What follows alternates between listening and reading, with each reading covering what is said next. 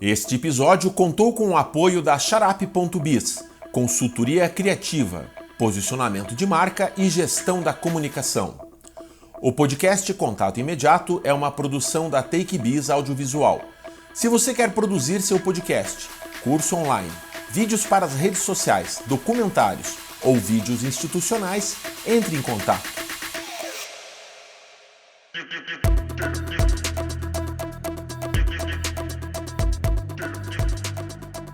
Olá, seja bem-vindo a mais um episódio do Contato Imediato Podcast. Eu sou Glauber Gorski. Estamos aqui nos estúdios da TakeBiz, onde o Contato Imediato é gravado. E hoje nós temos um episódio especial, com um convidado especial. A gente vai falar um pouquinho sobre o próprio convidado, o convidado vai falar sobre si próprio e nós juntos vamos falar um pouquinho sobre o próprio Contato Imediato. Como é que foi esse semestre? Isso que a gente está chamando de uma segunda temporada. E esse episódio especial é um episódio de intervalo para uma terceira temporada com leves ajustes. Hoje eu tenho aqui a presença de Ricardo Xarap. Ricardo, seja bem-vindo. É um prazer muito grande estar aqui com você, você sabe disso. Hoje é meu aniversário, inclusive, mas é um presente para mim. Olha só que clichêzão legal. Foi muito bacana, inclusive, falar aqui essa aproximação que a gente teve no ano passado, no aniversário de um amigo em comum, o André Conel, que a gente foi para a União da Vitória de carro, e é uma viagem longa, né? Não é tão curta, e que passou em 5 minutos, porque a gente foi conversando daqui até lá, e voltou conversando de lá até aqui, e não foi nada cansativo, foi excelente. Então, assim, você tem esse dom, né, de falar com as pessoas, que é muito bacana. Eu sou um pouco diferente, eu tenho um certo dom de escrever coisas, mas não tanto de falar, e não tanto assim de tá nessa posição. Eu não estou muito confortável nessa posição, mas vamos lá. Sabe que falar não é difícil, bem sinceramente, assim. O grande exercício aqui é saber ouvir. Porque boa parte, assim, do que eu vejo, né, o que um host, né, um jornalista, um entrevistador tem que fazer é jogar informação e esperar, né? É uma pesca, saber ouvir. Não interferir o mínimo possível, por exemplo, agora, me antecipar a tua fala, para que venha, né, algo de lá e que gere essa confiança, esse rapport. O Ricardo Xarap é publicitário. Eu não sei se é só publicitário que você coloca na tua chancela ou é a principal característica. Na minha chancela acho que eu coloco publicitário, coxa branca e batuqueiro. São as coisas que me chamam bastante atenção. Um sambista sulista, um entusiasta. O Ricardo, ele é um cara que na minha vida profissional e pessoal, a gente teve intervalos e intercalos e interferências e, né, a gente se encontra em alguns momentos por diversas circunstâncias e algumas divergências nos atraem, como por exemplo o futebol, né? O futebol a gente antagoniza enquanto torcedores, mas a gente confraterniza enquanto eventuais boleiros, de jogadores, né? Tentativas de jogadores, né? Que a gente pode não jogar tão bem quanto os profissionais, mas eu tenho certeza que muitas vezes a gente se empenha muito mais. Isso principalmente nesses últimos tempos, né? A gente vê aí a nossa seleção brasileira masculina sendo um fiasco gigantesco, né? Estava até lendo uma coluna ontem de um jornalista falando assim, o joga bonito deixou de acontecer do tempo do Pelé e tal, do joga bonito, e passou a ser jogam os bonitos, porque os jogadores estão cada vez mais vaidosos e pensando cada vez mais em si mesmos, né, na sua beleza, no seu cabelinho cortadinho, tatuagem e tal, e menos no espetáculo que eles deviam proporcionar para a torcida, né? Isso acaba afastando também o torcedor do futebol, que, na minha concepção, deve ser um espetáculo para a torcida e não ninguém vai lá para ficar vendo se o cabelinho do jogador tá bonito ou não. Enfim. A gente vai falar um pouquinho mais de futebol. Vivam as mulheres, né? Porque, desculpe te interromper, porque as mulheres, as seleções femininas estão classificadas para as Olimpíadas e a masculina não está. Então, vivam as mulheres. A vaidade do esporte ela tem que estar num outro lugar, né? Não tem que ter um cuidado, asseio, o que quer que seja, mas... Eu não sou contra o jogador ter a sua vaidade. Agora, quando isso acaba sendo o fator preponderante, assim, acaba contaminando de uma forma negativa a própria equipe, o próprio time, e você vê assim os seguidores do nosso amigo menino Neymar, né, um senhorzinho já, que, a meu ver, e eu sou bastante crítico a ele só não foi o que ele poderia ser em uma parte em tanto uma parte por causa desse jeito de pensar, de se colocar, ou colocar sua vaidade acima do que ele pode oferecer, do dom que ele tem para o futebol. Sim. É um craque acima de qualquer suspeita, mas poderia ter sido muito mais do que foi. E infelizmente não vai chegar lá, né? O Neymar, salvo algum acontecimento absurdo, ele não vai ser o melhor do mundo, como agora pode ser o Vinícius Júnior, por exemplo, né? Talvez mal assessorado, talvez, né? Muito mimado, aquela história, né? Talvez equivocado, certamente, em muitos aspectos, né? A gente vai falar um pouquinho mais de futebol quando a gente falar de um que passou por aqui e deixou a sua marca, que foi o Christian Toledo, né? Que fala bem disso. Ele fala da questão do torcedor brasileiro gostar da vitória. Bom, quem que não gosta de ganhar, né? Todo mundo gosta de ganhar. Mas esses comentários seus, eles só podem acontecer, eles só vêm à luz por conta da derrota. Porque se viesse a vitória com toda essa vaidade, esse assunto não viria à tona. Não. Seria até justificável, né? Eles jogam bonito e são bonitos ainda, né? Mas não... É interessante, mas isso passou do limite, eu acho que passou do ponto, né? Tanto que o Brasil, a seleção brasileira, os jogadores da seleção brasileira aparecem piadinhas lá fora na Europa, que o pessoal está preocupado com o jogo, eles estão preocupados com o espelho, né?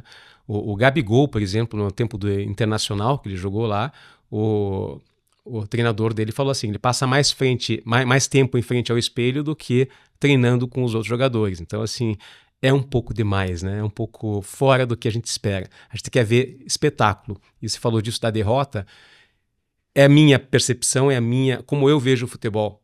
Às vezes eu vou para um jogo e saio feliz porque o time jogou bem, mas o resultado não foi tão bom. E saio pé da vida do estádio quando o resultado são 3 pontos, é uma vitória, mas o time jogou mal, o time jogou covardemente, o time jogou fechado lá atrás, sem nenhum encanto no futebol que apresenta. Então, futebol de resultados, para mim, é terrível. Essa mentalidade de vamos jogar para perder de pouco, ou ganhar de pouco, de 1-0, tá bom, fecha tudo lá atrás, para mim é terrível. Eu sou absurdamente contra isso. Uma vez eu estava num jogo Coxa e Fortaleza, que era o técnico Morínigo ainda aqui. Depois você corta essas besteiras que eu tô falando, tá? É muito assunto de futebol. Aqui ela eu sei que o Hortêncio também não gosta de futebol, então eu já tô, é muito futebol. Mas assim, era um jogo contra o Fortaleza, o Coxa saiu na frente... o Fortaleza empatou. Não, o Fortaleza saiu na frente, o Coxa empatou. E daí o cara colocou 4 laterais para jogar, fez o time jogar recuado contra o Fortaleza em casa. Eu saí antes xingando o técnico. E quando eu tava lá fora do estádio, o Coxa fez um gol, assim, na sorte. Eu fiquei puto com aquele gol, porque esse gol vai mascarar a incompetência, a falta de vontade, a falta de encantamento que o futebol deveria proporcionar. E, enfim, daí assim vamos, né? Porque isso é do ser humano o fim justifica o meio, ou o que importa é que ganhamos, sabe? Exatamente, eu não concordo com isso. No futebol, no espetáculo, eu não pago para ver um time ganhar, mas jogar mal, jogar sem vontade, jogar sem brilho. Isso vale para a vida, né? Como um todo, né? Você ganhar a qualquer custo, né? Se virar e faz acontecer, não interessa o que está acontecendo, não interessa ao seu redor. Eu chamo isso de irresponsabilidade. Inclusive, quando a gente fala de futebol, a gente não está falando só de futebol, né, de campeonatos, a gente está falando daquilo que o ser humano se apoia culturalmente, muitas vezes, e se deixa inspirar, né? A questão dos ídolos e tudo mais. Tem a questão do exemplo, tem a questão da referência, né? Exemplo é uma palavra meio, talvez, pesada demais, mas a referência, sim, ela é pertinente. E... assim como no futebol, em muitas áreas, né, da vida. Falar de política, então, a gente nem vai entrar nesse mérito aqui. Mas tem muito a ver com o fato de que o ser humano quer se justificar as suas escolhas, justificar as suas verdades através de resultados. E resultados de outros, muitas vezes, né? Então, o futebol ele exemplifica bastante isso. Eu escuto muito de pessoas assim, porque agora nós perdemos o nosso lateral. Nós? Quem nós? Nós, o Palmeiras. Você comprou, desculpa, mas você é o quê? Não, eu sou torcedor. Tá, mas tem essa apropriação, a gente brinca com isso, mas é uma questão de sentimento mesmo, né? Como se, o Corinthians ganha, mas só sofrendo. Cara, essas verdades impostas e que justificam a vida... não levam muito adiante. E uma das coisas assim que, puxando assim a nossa nave, né, o nosso barco por aqui agora, para o evento do Contato Imediato, para o podcast em si, os nossos convidados aqui, eu tento trazer deles, assim, uma das nossas propostas aqui é trazer esse olhar sobre as decisões que cada um toma sobre a sua vida, né? E como que isso é observado em termos de trajetória. Meio filosófico isso, talvez antropológico demais, mas o fato é que, assim, muitas pessoas perguntam, qual que é... Muitas, já ouvi muitas perguntas. Qual que é o critério para vocês convidarem alguém ali? O critério, em primeiro lugar, um critério pessoal, meu e do Sérgio, numa primeira instância, né?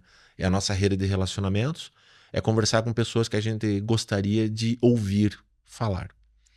O segundo critério são as indicações, são essa rede se ampliando, são de pessoas que entenderam que é legal levar para outras pessoas conteúdos que eu já tenho.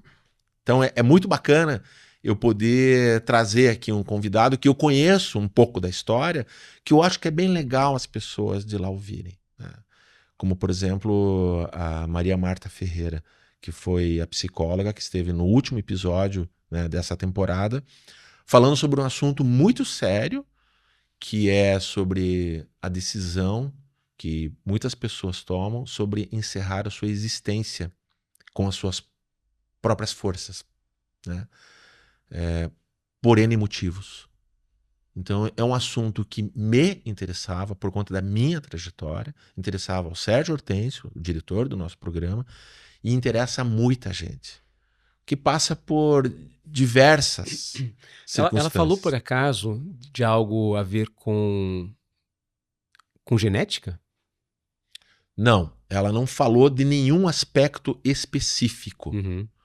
Ela falou que não existe um gatilho que acione isso. O que existe são circunstâncias que vai dos 8 aos 80, ou talvez mais do que isso, não tem idade, não tem sexo, não tem gênero, não tem classe social, classe financeira, não tem doença que defina. Porque para cada um que decidiu e executou de se gerar essa finitude por próprias mãos, tem um histórico específico igual ao de milhares de pessoas que não fizeram isso. Mas ela vai falar, sim, de crianças. Ela vai falar de crianças. E quando você fala de criança, você está falando de uma existência com um histórico curtíssimo. E vai falar de crianças com depressão, inclusive, né? Então, isso é um fato. É um fato da nossa sociedade, da nossa cultura, do nosso período, da nossa existência e da história da humanidade, né? Não se escolhe.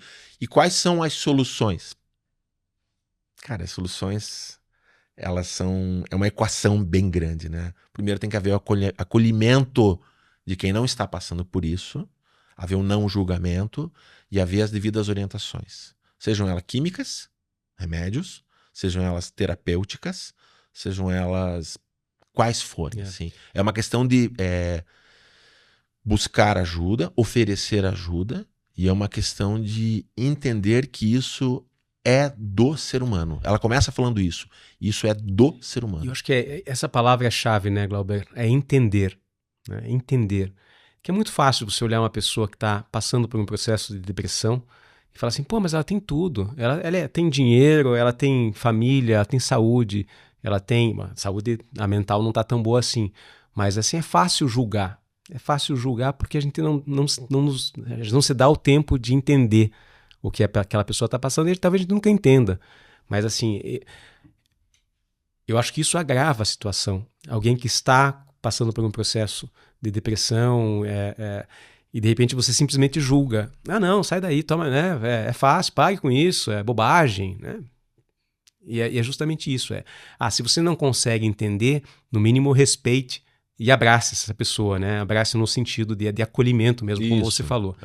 E porque a gente nunca sabe o que o outro está passando. Nunca. Mal a própria pessoa sabe, né? Às vezes ela não consegue, ela está passando por aquilo, mas ela não consegue identificar o porquê ela está passando por aquilo. E se fosse simples, se ela pudesse identificar o porquê, né? Quando você tem um problema bem definido, bem delineado, você sabe exatamente qual é o teu problema, fica muito mais fácil você tratar, enfrentar aquilo e resolver. Mas esse processo, falando aqui especificamente de depressão, que leva a essa finitude por... um dos motivos, né? Um dos motivos. Né? Tem gente que faz isso sem depressão. Sim. Por um outro tipo de dor. A depressão é... Dor física. Exatamente. Então, ela, uma das chaves de entendimento dela, ela fala de acabar com a dor. Não é acabar com a vida. É acabar com a dor. Então, achar formas de acabar com essa dor sem acabar com a vida, né? Esse é um assunto que ele é um assunto sério, era um assunto desejado por nós há muito tempo, de a gente falar desse assunto, com uma especialista em psicologia sobre relacionamento e comportamento humano, maravilhosa, como diria o Marcelo Taz, uma docinho de coco, né?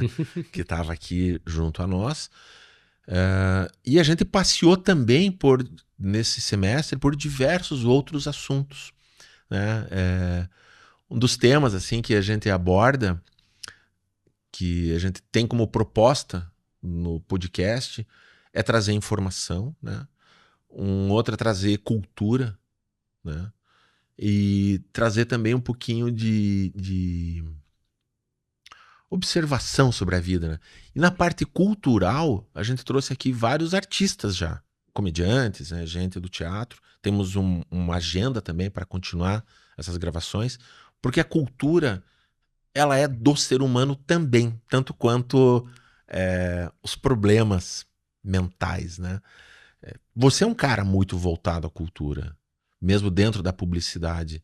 Você tem isso dentro da tua carreira profissional e fora dela. Você fala do samba, né? O quanto que o samba, né? Ou o carnaval, como é que é isso para você? Fale um pouquinho do teu envolvimento com... É uma escola de samba, é um grupo, como é que é o nome? Os Garibaldes e Sacis. Deixa eu passar antes pelo que eu estava comentando sobre o podcast em si, né? Eu acho que eu comecei a fazer engenharia. Eu não sabia direito o que eu queria fazer da vida. Engenharia civil? Engenharia de produção. Tá. Porque eu não sabia exatamente o que eu queria fazer da vida muito cedo, eu não tinha esse chamado para algum canto, como eu admiro tanto e invejo tantas pessoas que sabem exatamente o que vão fazer já desde pequenas. Então eu parei em engenharia e quando eu vi que a engenharia não era para mim, 1 ano e meio fazendo, e voltei pensando em fazer administração, porque é aquele curso genérico que pode servir para diversas coisas da vida. Quando eu fui fazer o vestibular da PUC, eu vi que a administração era só em São José dos Pinhais, olha como são as coisas. E eu falei, não, eu não vou todo dia para São José dos Pinhais, né, para estudar, fazer administração. O que tem na PUC aqui? Tem publicidade, que legal, publicidade deve ser divertido, bacana. Pum, assim, na fila do banco para pagar a inscrição do vestibular. E aí comecei publicidade, fiz administração à noite e publicidade de manhã. E o que mais me chamava a atenção na publicidade era justamente essa possibilidade de aprender coisas novas, sempre, né? Então, você está numa agência de propaganda, de publicidade, para falar sobre uma determinada marca, um determinado produto, um serviço, você tem que entender daquilo. Então, você vai estudando e conhecendo diversos tipos de culturas organizacionais, empresariais, de tipos de mercado, de atuação, finalidades de produto, como é feito, como funcionam os profissionais, como é que o tipo de mensagem mais importante, ou né, qual é a verdade mais essencial de cada produto ou serviço para o tipo de público que eles têm que atender. Enfim, a publicidade me trouxe essa satisfação de poder trabalhar e cada vez mais conhecer coisas diferentes. E é um pouco disso que você traz no teu podcast, aqui no Contato Imediato. E isso que virou um hábito, né? Quando eu estou indo para o trabalho, curiosamente em São José dos Pinhais. Hoje? Coisas da vida hoje, né? Eu vou ouvindo com o maior prazer os podcasts, porque ele traz essa informação, essas informações, essas experiências de vida que são tão únicas que assim, de uma outra forma eu não teria acesso.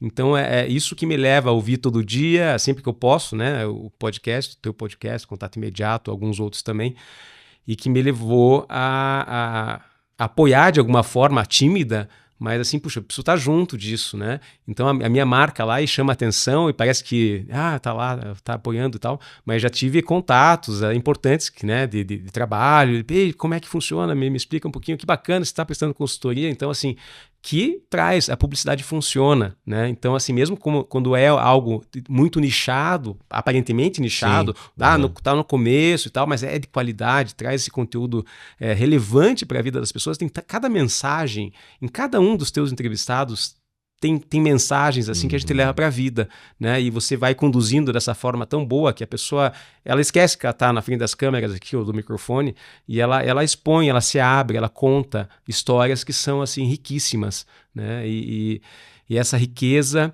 que só a cultura, como voltando ao assunto, a cultura nos traz, né? Eu trabalhei em agência, tive minha agência durante muitos anos e chegou um momento que eu via que o pessoal estava muito preso dentro da agência.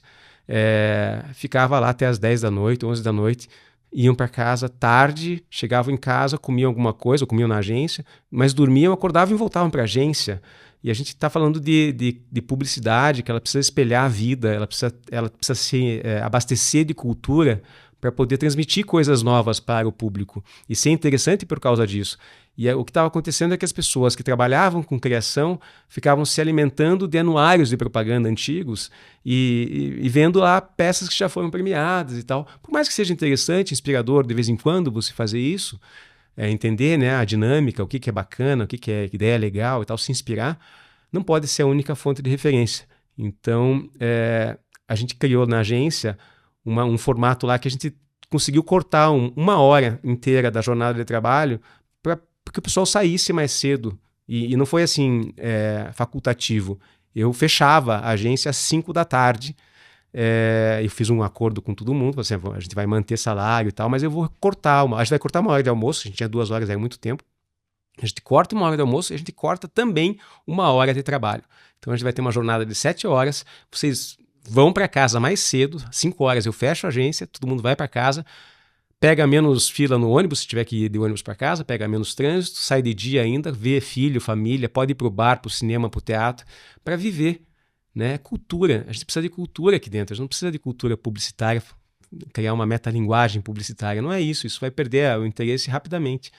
Então, assim, eu sou fã de cultura, eu sou fã de aprender coisas novas, eu sou curioso por natureza, e por isso que eu admiro tanto e valorizo tanto o trabalho que vocês fazem aqui, né? Então, falei muito já, minha cota já foi.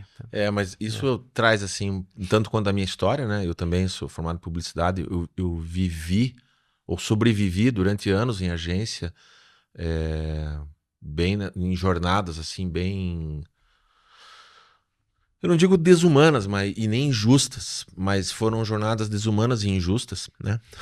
Porque não é uma questão financeira, é uma questão de... A vida está seguindo, né? Eu fui aprender depois, mais tarde, trabalhando em corporativo, quando saía de férias, eles bloqueavam o meu e-mail. Daí eu falava, cara, mas eu não... às vezes quero... Não, o senhor não entendeu, o senhor está de férias. A sua mente está liberada para outras coisas, está completamente desobrigado disso aqui. Inclusive, quando você sai almoçar, quando você vai embora para casa, você não pode levar. Isso o pessoal do RH, cara, o RH é maravilhoso. Uhum. E eu tive que repreender isso na minha vida, por quê? Porque o meu histórico, né, por mais que a gente saísse de uma agência de propaganda, o teu corpo saía. Sim. E vai para casa no caminho antevendo soluções de eventuais problemas do dia seguinte, da semana. Você leva o trabalho na cabeça, né? Mas isso acabou em maior parte, né? Inclusive porque acabaram muitas agências, né? O mercado publicitário mudou como um tanto. Não me deixa saudades, mas me deixa um legado histórico, né? Que é interessante de qualquer forma, né? Me trouxe muita cultura, me trouxe muitos bons relacionamentos, boas amizades, né? Que é importantíssimo para a vida isso, né? Bons momentos. Mas você poder vivenciar outras culturas, outras pessoas, cara, é um sabor incrível. Um dos convidados que a gente trouxe, que eu tive, para mim foi uma honra, assim, poder conversar com Augusto Lix. Augusto Lix, que foi guitarrista do Engenheiros do Havaí no período áureo, lá dos anos 80 e 90. Esteve aqui no começo do ano. E exatamente uma fala que a gente fez foi o seguinte: todo mundo tem uma história para contar. Todo mundo tem uma história para contar. E eu vou voltar para o tema publicitário, mas a gente vai voltar para cá rapidamente. Todo produto tem uma verdade por trás de si, né? E muitas vezes as pessoas esquecem de ver isso. E a verdade, e no caso a história das pessoas, a vivência das pessoas, é a coisa mais forte que elas podem te oferecer. Eu saí completamente da história, tirei toda a poesia da história aqui, porque o meu lado publicitário também está muito ativo, né? Ele fala muito alto. Então, assim, às vezes eu vejo muita miopia nessa questão de como as pessoas querem vender seus produtos de uma forma exagerada, de uma forma que não é a verdade sobre aquele produto. E quando a maior sacanagem mesmo da publicidade é falar a verdade. Claro, envelopa a verdade de uma forma interessante, mas assim, vai ter público para aquilo, né? E toda vez que você... É como uma mentira, né? A mentira assim, a pessoa é legal, mas ela mente de vez em quando. Pô, em algum momento ela vai ser desinteressante, ela vai parar de ser legal ou divertida. Porque você sabe que aquilo talvez não seja verdade, né? E essa verdade, essa essência, essa história de cada pessoa... E toda pessoa tem uma história para contar, e essa história talvez não seja interessante para todo mundo, mas se for interessante para uma pessoa e mude a vida de uma pessoa, e às vezes muda, muitas vezes muda, né? Já está valendo demais a participação dela, poder compartilhar aquela história dela. Exatamente. Eu quando pergunto assim, tem um grupo de pessoas, você trouxe fulano aqui, né? Eu falei, cara, eu posso trazer qualquer um. É que a pauta desse fulano tá muito fácil de eu trabalhar e tá muito fácil de quem tá ouvindo entender o porquê que foi chamado ali. Mas qualquer um tem uma história, porque qualquer um sonha, qualquer um erra, qualquer um acerta, qualquer um passou por dificuldades. Porque se a pessoa está aqui, ela está viva, significa que ela conseguiu superar algumas dificuldades na vida dela. E esses aprendizados muito me interessam. Né?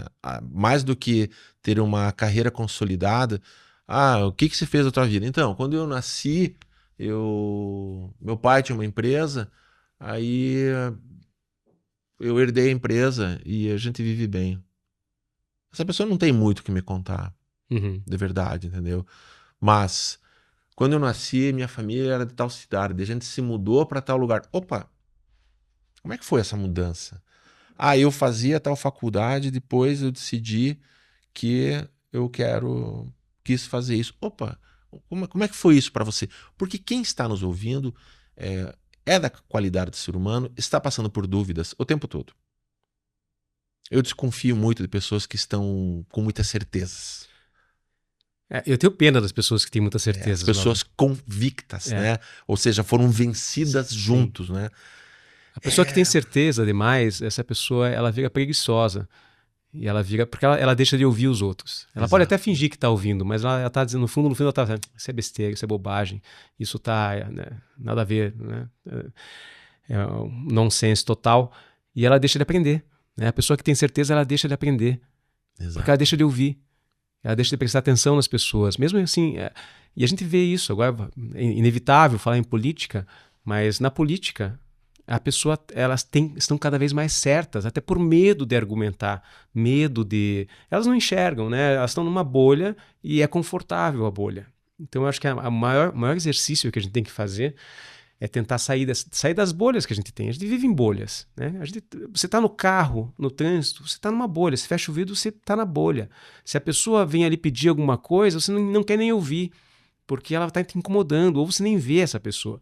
E às vezes, o simples fato de você baixar o vidro e dar oi para a pessoa, bom dia, putz, estou sem cédula, estou sem dinheiro aqui nesse momento, mas na próxima eu trago, já funciona para ela. Ela já abre um sorriso e fala assim, puxa, você percebeu aquela pessoa. Dentro da bolha dela, a simples atenção de uma pessoa que é de uma outra bolha, digamos assim, já vale muito para ela. Então, assim, a gente tem algumas pesquisas aí que você vê e conversas de estudos sociais e tal, você vê que uma das principais queixas de pessoas que moram na rua, por exemplo, é não ser vista, Não fingir que as pessoas passam por elas e não olham, não dão bom dia. E eu convido todo mundo que está ouvindo aqui esse podcast a um dia dar bom dia para a pessoa que está ali. Dá bom dia. Oi, tudo bem? Como é que você está? Não precisa dar, não precisa ter medo do que ela vai te atacar, vai pedir dinheiro, vai pedir comida. Dê oi, dê um pouco de atenção. Isso já muda a vida, muda o dia daquela pessoa. E vai te mudar também. Porque você receber um agradecimento de uma pessoa que está numa situação bem pior que a tua, e te agradece por um gesto muito simples, isso vai mexer com você de alguma forma. Eu acho incrível como essa possibilidade de você... Como é fácil você gerar um sorriso numa outra pessoa. Como é fácil. E às vezes, quando você se fecha numa bolha, você não percebe isso, porque você perde. Você perde a chance de conhecer uma pessoa que tem uma história que você não sabe, é fácil julgar. É vagabundo, tá na rua, é drogado, é sei lá o quê. Cara, e tem muita história lá. Então, assim, seria muito interessante. Né? Eu sei que você já tem, né? Já tivemos aqui no Contato Imediato, ou não tivemos? Sim, tivemos, né? Alexandre Lima, né? Falando dessa política pessoal, né? Sim. Com o pessoal do Supão Curitiba, né? Exatamente. Ele fala exatamente isso aí. A Alessandra Hartmann, do pessoal do Tampinhas do Bem, né? Que vai ajudar um aspecto do resgate dos animais domésticos, né? Dos pets de rua. A gente vai versar sobre isso. Isso é uma coisa que talvez chamem de meio socialismo, né? Meio esquerda. Não é isso. Eu gosto de usar um termo. Quer dizer, que as pessoas te dão o nome que elas bem quiserem, né? As pessoas nominam como bem entenderem. Mas eu gosto de usar um termo, eu não sei nem se é apropriado, mas é um termo que eu aprendi a desenvolver dentro do podcast, que é ser inclusivo. Né? Então, quando você abre a janela do teu carro, você, numa fração de tempo da tua vida, dentro de um espaço geográfico, você está incluindo aquela pessoa na tua história. Quando você inclui aquela pessoa na tua história, você está se incluindo na história dela. Isso é algo mágico, é algo maluco. E assim, completando o que você fala, não é difícil despertar um sorriso na outra pessoa. O difícil é você se mobilizar para que isso aconteça, porque é essa coisa de furar a bolha. Sim. Quando a gente fala... Eu tenho evitado frases de efeito, ditados, porque muitas escondem verdades impostas, sabe? Mas tem uma expressão que eu gosto bastante, que é aquela que diz assim: quando Pedro fala de Paulo, eu sei mais de Pedro do que de Paulo. Isso é tão forte e tão profundo que eu me vejo aqui, enquanto Pedro conversando com Paulo, eu fico observando o Pedro ao longo dos episódios, para ver o quanto esse Pedro se modificou nesses 40 e tantos episódios. Isso é maluco, porque quem está assistindo está fazendo isso. Pode não nem perceber, mas se aqui à frente do entrevistado, dos mais de 40 entrevistados, desse quase um ano de podcast, estive eu à frente, é porque quem souber ler vai ver um tanto da minha personalidade, um tanto da minha história. Eu também tenho que perceber isso, né? O quanto eu consigo me modificar, porque eu acho necessário fazer isso enquanto trajetória de vida. Até porque eu acho que não vejo graça nenhuma de eu ser a mesma pessoa de que eu era lá atrás. O poste já ocupa essa função de ficar parado, né, imutável, e ficar ali só servindo de... Né? Eu acho que a metamorfose ambulante do Raul Seixas, né? Ela vai ajudar a explicar um pouco isso, no sentido da gente ser progressivo, né, ao longo da vida, para nós mesmos, né? Entendendo que a gente expandindo, a gente vai acolhendo, incluindo as outras pessoas na nossa história, e isso vai modificando a nós mesmos. Sem dúvida. O Zé Pedro Neisser, que esteve aqui, uma figura, um ecologista, que eu falei para ele até, acho que não chamam você de maluco de vez em quando, não, porque ele não vê o limite das coisas, mas ele vai entregar isso de uma forma tão generosa, na última fala dele, do episódio, quando ele fala de um sonho de um pensador que diz que algo como quando você realmente ama a outra pessoa, você não vê a diferença entre o dar e receber amor. Uhum. E isso só é possível quando você realmente é inclusivo, né? Você inclui isso. E eu percebi, inclusive, em muitas pessoas que estavam aqui à frente, pessoas que eu já conhecia muito anteriormente, que estavam modificadas em suas vidas, né? A Nora Munhoz, a veterinária, que é uma mentora de relacionamentos e de carreira, uma mulher incrível, com pensamento incrível, ainda detentora de muitas verdades que ela mesma vai se desconstruindo e reconstruindo ao longo da vida, ela vai observando isso, ela tem essa inteligência para fazer isso. Eu acho que esse é um grande exemplo, né? Também de se observar isso. Sim, eu acho que isso é uma dádiva, essa capacidade de entender que você pode e deve se modificar, né? Pode e deve deixar com que os outros te modifiquem no sentido positivo da coisa, não que eu vou seguir uma seita aqui, né? Não, mas no sentido de você questionar, como você mesmo falou, a si mesmo. Será que o meu pensamento com relação a isso, ele faz sentido? Ele realmente ele é imutável? Ele não pode mudar? Ele não... essa minha ideia, ela é inquestionável?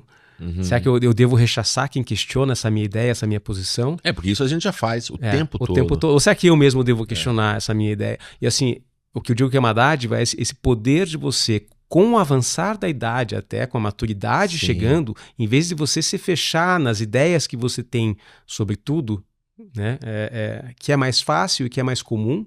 Quanto mais velho você vai ficando, mais fechado nas tuas ideias de vida, no que você já aprendeu, nas tuas experiências, e mais fechado você fica para coisas novas. É normal, não se ensina truques novos a cachorros velhos, né? Já diz o ditado.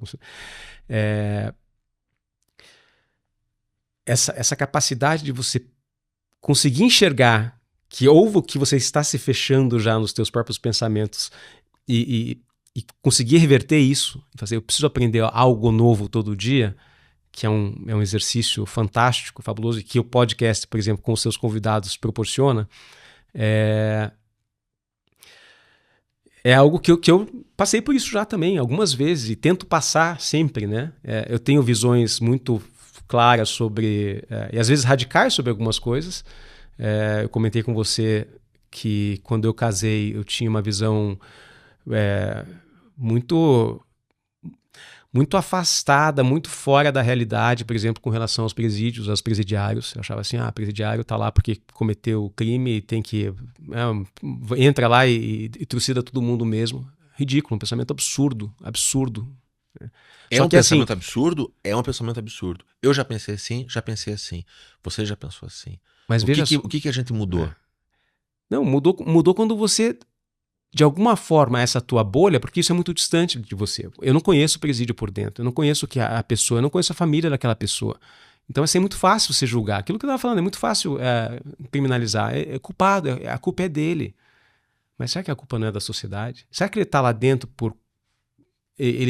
por justiça mesmo? Será que é um cara que roubou um frango para levar para a família, que está o filho doente com fome em casa e ninguém dá emprego para ele porque ele é preto, porque por algum motivo assim? Você não sabe.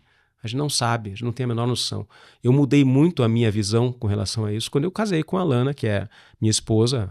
Ontem a gente comemorou 22 anos de casados. E ela é da área do direito, e ela trabalha com direito penal, e ela conhece a realidade por dentro dos presídios, ela sempre me cutucava quando eu falava e tal. E assim, a minha tendência era não ouvir o que ela estava falando. A tendência é essa, né? Quando você tem uma verdade tua, né, que já está meio consolidada, e vem alguém e questiona essa verdade, você fica naquela insegurança. É mais fácil você agredir a outra pessoa no sentido de agredir ignorar a posição dela, ou falar, não, isso é uma bobagem, você está louca, ou você é de esquerda, ou você é de sei lá de onde, do que realmente parar para pensar sobre aquilo. Então, eu acho que esse momento de reflexão a gente tem cada vez menos, né? Hoje a gente vive numa sociedade muito acelerada, em que tudo muda muito rapidamente, você tem todas as respostas, né, na palma da mão, ali na telinha, no celular, então você fica com aquele medo de estar perdendo alguma coisa, é tudo muito acelerado. Então, a própria revisão dos nossos próprios pensamentos, ela acaba ficando em segundo plano. Eu não vou perder tempo porque eu sei que é assim. Eu sei que tal pessoa é X e tal, né? Eu sei que o Lula é ladrão, eu sei que o Bolsonaro é genocida. Tá. E fica nessa. E você não tem o meio termo. Eu gostei muito de... Ontem eu estava conversando com o presidente de uma faculdade, e ele falou assim que alguém tinha falado um termo lá assim, eu sou radical de centro. Excelente, né? Porque a gente conhece radical de esquerda, que é completamente... Tem a visão muito... Que ela rechaça, ela é refratária a qualquer outra opinião que não seja de esquerda radical, e tem o radical de direita, que é o que tem aquela opinião de que todo o resto que não pensa como ele é lixo, não vou perder tempo ouvindo essa pessoa, vou bater nessa pessoa, esse tipo de coisa, né? Que a gente vive esse grave problema de falta de entendimento, falta de paciência, falta de abertura para aprender mais. São as pessoas que têm muita certeza. O extremo direita, o extremo esquerda, ele não tem paciência, ele não tem abertura para aprender mais, para ouvir, para dialogar. Por isso que ambos querem as Forças Armadas embaixo dos seus braços. Exatamente. E o mesmo porque vale tem uma força vital, né, para impor as suas verdades, né? E não permitem o questionamento, o autoquestionamento. Eles não têm... porque vai faltar para eles, em algum momento, a argumentação para cair nesse desafio, nessa ameaça que é um pensamento divergente, né? Então, assim, eu amo o pensamento divergente porque me permite sempre questionar o meu próprio pensamento. Então, mas você não era assim. Eu não era assim. Em alguns aspectos, né? Em alguns aspectos eu tinha minha verdade lá e acabou-se. Como que tua esposa te convenceu de que poderia ter uma outra verdade? Talvez seja melhor perguntar para ela. A gente vai convidar ela. Se convidar ela aceita vir aqui conversar sobre esse assunto? Você tem que ser persuasivo, mas eu acho que você vai ser. Ela não gosta de câmera, ela tem medo, ela tem pavor. Né? Ela fala assim, eu não fico à vontade. Se ela não tiver medo de mim, já tá bom, porque basta ela conversar comigo. As câmeras fazem o serviço que elas têm que fazer. Mas eu acho que vale o convite, porque ela tem muita coisa para trazer. Ela tem esse trabalho, ela é vice-presidente da Comissão de Direitos Humanos da OAB, Paraná. Ela se envolve muito com isso. Então ela foi visitar presídio, ela foi conversar com os presos, porque no intuito de saber se os direitos humanos mínimos estão sendo preservados. A gente sabe que nossos presídios vivem condições de superlotação, de maus tratos, enfim, tem uma série de coisas. Não é falar assim, o bandido é bonzinho, vamos soltar o bandido. Não é isso. É saber entender que existe uma pessoa que tem uma história por trás ali também, e que precisa minimamente ser respeitado a integridade da pessoa. Né? A gente não pode fazer com que os presídios sejam uma máquina de formar pessoas piores, né? Ou matar pessoas. Mas pro bandido, tem muito familiar nosso que a gente pode chamar de bandido por uma série de questionamentos. Assim. Tenho certeza que as pessoas já estão se questionando, quem está ouvindo. Tem um fulano, ele está solto, nunca foi pego, preso, condenado. Nunca. Isso é coisa de bolha, de novo, né? Isso, sabe uma coisa de bolha? E voltando agora ao Garibaldi Sassis, que é uma família que me faz um bem danado, assim. Faz bem pela própria dinâmica da batucada. Quem não sabe o que é Garibaldi Sassis, e que não estamos falando aqui nem da Vila Sésamo e nem do sítio de Pica-Pau Amarelo. O que são os Garibaldi Sassis? Garibaldi Sassis é um bloco pré-carnavalesco, nascido há 25 anos em Curitiba, com essa ideia de trazer um pouco de alegria para uma cidade que geralmente é cinzenta e é conservadora e não se permite brincar. Né? Então o Garibaldi foi criado lá em 99 por artistas que estavam num bar e falavam assim, escuta, Curitiba não tem carnaval, será que não tem carnaval? Essa brincadeira toda que o pessoal fala, mas tem carnaval, né? Mas enfim, falam que não tem carnaval e tal, vamos fazer um bloco de carnaval? Vamos. Vamos fazer uma ata aqui, vamos. Fizeram uma ata lá, assinaram 27 pessoas, se não me engano, que estavam no bar do Saci. E a ideia nessa primeira reunião do Garibaldi Saci foi assim, a gente sai do Saci, vai brincando, fazendo bagunça até a Sociedade Garibaldi, que fica mais para cima no Largo da Ordem. E aí Meu ato falho aqui fez uma ligação com o Garibaldo. Com o Garibaldo. Pois é, mas é legal, foi bem lembrado também. Do Vila Sésamo, ele é amarelinho também, as cores do bloco são amarelo e vermelho. E aí virou Garibaldi de Sassis, que ano a ano sai no pré-carnaval, sai 3 ou 4 semanas antes do carnaval, fins de semana antes do carnaval, e foi levando cada vez mais foliões, né, chegando assim a 5, 10 mil pessoas, 15 mil pessoas na Marechal, quando é a saída grande do bloco. E a tradição já da cidade, tem livros sobre o Garibaldi de Sassis com fotos, e assim, eu estava falando desse presente também que é o Garibaldi de Sassis, para a cidade, para mim em especial, que é essa oportunidade de você estar tocando. Batucar, sempre gostei de batucar, ouvido eu sempre tive também, um dom que eu tenho, musical. Não devo ser o melhor batuque, longe disso, né? Mas assim, tô lá, é uma coisa que me faz bem, uma coisa que me faz esquecer de tudo. Então é quase uma terapia, batuque terapia. E as pessoas são maravilhosas, né? As pessoas são pessoas diversas também. Então, isso é enriquecedor. Isso é muito para cada um tem a sua história, cada um tem a sua dificuldade, cada um tem a sua briga, né? E é todo mundo muito muito unido assim. Então, na alegria é uma delícia. E foi no Garibaldi de Sassis, por exemplo, que eu tive essa percepção do quão privilegiado eu sou por ser branco. Então a gente estava num desfile, numa saída do bloco na Marechal, que é a saída oficial, com prefeitura, segurança, banheiro químico, bombeiro, aquela coisa toda. E a gente tinha saído e tinha uma componente do bloco preta que tocava tamborim. E a gente tinha saído do cercadinho ali do Garibaldi, da Marechal, e quando a gente voltou, eu passei pelo guarda e tal, na boa, e o guarda parou a menina que estava comigo, ela estava com a gente, no mesmo grupo, voltando. Assim, não, você não sei o que e tal. Você tá brincando? Eu falei, o que tá acontecendo? Ah, não, deixa eu ver essa tua mochila aí, que tem na mochila. Eu falei assim, moço, ela é do bloco, ela toca comigo, ela tá aqui. E aí, na minha autoridade de branco, cara, é um negócio absurdo. Então, aí você sente na pele. E é aquela coisa de sair da bolha, é muito fácil você ignorar, você fingir que não está vendo quando você está na tua bolha. Agora, quando de repente você tem esse choque de realidade, né? É fácil você falar assim, o preto a população negra e tal, reclama de barriga cheia, são vitimistas, quando falam que tem uma injustiça, né, que social histórica com eles, que precisa de uma reparação histórica e de fato necessita, né? Sim, porque você viu ali, cara. É estrutural. É um racismo estrutural absurdo. Ela tem que passar por aquilo, e isso num evento assim, com muita gente em volta. Então você fica imaginando como é a vida dela e de pessoas, né, pretas também, em outras situações. Sempre tem essa pressão, sempre tem isso. E ali era light, era na boa. Eu já vi na rua uma pessoa andando, com mochilinha, estava com capuz, mas andando do lado do colégio estadual. De repente para um carro de polícia, o cara desce armado, apontando a arma para a pessoa, que era um estudante. Eu acho que era um estudante negro também, mas, cara, que absurdo. Como pode isso? Eu nunca passei por uma situação dessas. Só que para mim é muito fácil. Se eu não tivesse essa visão de que existe esse outro mundo, existe essa outra bolha, né, que eu saísse da minha bolha, ou só ficasse na minha bolha e achando assim, é muito fácil julgar. Não é nada disso, estão chorando. Cara, a gente não faz ideia. A gente não faz ideia do que uma pessoa preta sofre de discriminação em Curitiba. E assim, fala em Curitiba porque é isso. A gente até pode construir essa ideia, a gente não sente, a gente não vive, a gente não viveu e nem vai viver por uma questão, lamentavelmente, histórico-cultural, né? A gente trouxe aqui...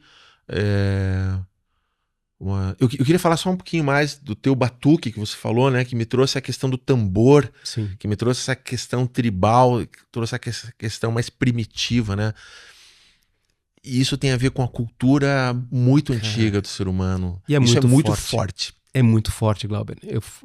Falando em batucada e tal, eu sou casado com a Alana, é maranhense, né? É de São Luís do Maranhão. E aí eu tive a oportunidade de participar em São Luís do batizado de um boi, do Bumba Meu Boi, que é o ritual junino, né, de São João lá deles.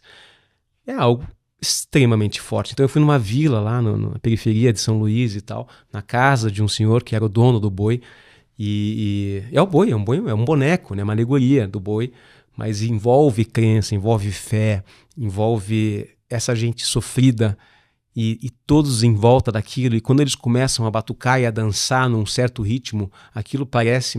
Eu entrei num transe ali, assim, eu falei assim, cara, o que está acontecendo comigo?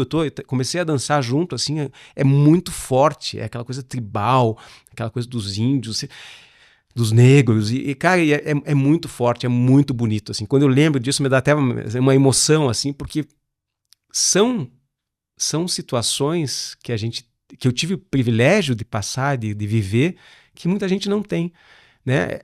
Eu agradeço por estar presente nessa cena lamentável junto do Garibaldi lá com a menina, porque isso faz abrir os olhos, né? Porque senão é muito fácil você julgar, esquecer, ignorar, achar que não é assim desse jeito. É muito fácil você se manter na ignorância, né? É muito fácil, é cômodo você se manter na ignorância. Eu ia falar da diversidade, a gente vai falar um pouquinho dessa questão da diversidade. Eu quero muito falar aqui da Carol Silva, a mulher trans que a gente conversou aqui, maravilhosa. Mas eu quero falar de alguém que não veio aqui, porque existe um lugar de fala que eu não vou dar a carteirada porque eu não tenho a certificação para isso. Mas eu, na qualidade de estudioso da mente humana, ao longo do tempo, eu lembro bastante daquela frase, futebol, política e religião não se discute. Sabe por que não se discute? Porque a pessoa não se discute. Ela deveria discutir isso dentro dela, mas ela não faz. Por que ela não faz? Porque existe um viés da confirmação, existe uma defesa mental e cerebral de se gastar pouca energia, de que simplesmente, como você consolidou uma verdade dentro de você, você não precisa mais gastar energia sobre isso, basta defendê-la. É mais barato defendê-la do que você questioná-la e mudar a tua vida. Sim. Né? Luiz Gaziri, que é um sonho que eu tenho de trazer aqui, ele é um escritor, palestrante maravilhoso. Ele tem um livro chamado A Ciência da Felicidade. Ele falava muito sobre vendas, sobre a ciência das vendas, mas foi mudando e ampliando e trazendo explicações sobre a questão da divergência cognitiva, da questão do viés da confirmação, de como funciona a mente humana. Por isso que é muito difícil alguém mudar de religião, mudar de time de futebol, ou mudar de partido político, ou de posicionamento político, né? Porque ela tem que mudar ela, em primeiro lugar. Sim. E a gente não quer fazer isso. Porque a partir do momento que você faz um questionamento sobre isso, existe uma grande chance maravilhosa de você não ter uma religião, não ter um time de futebol e não ter um partido político. Fantástico. Olha, só que isso é uma coisa de dentro para fora. Tem que ser assim. Não tem jeito. Tem que ser assim. O Luiz Gaziri é meu convidado, já o convidei aqui, mas ele está sempre viajando, escrevendo livro e fazendo palestra.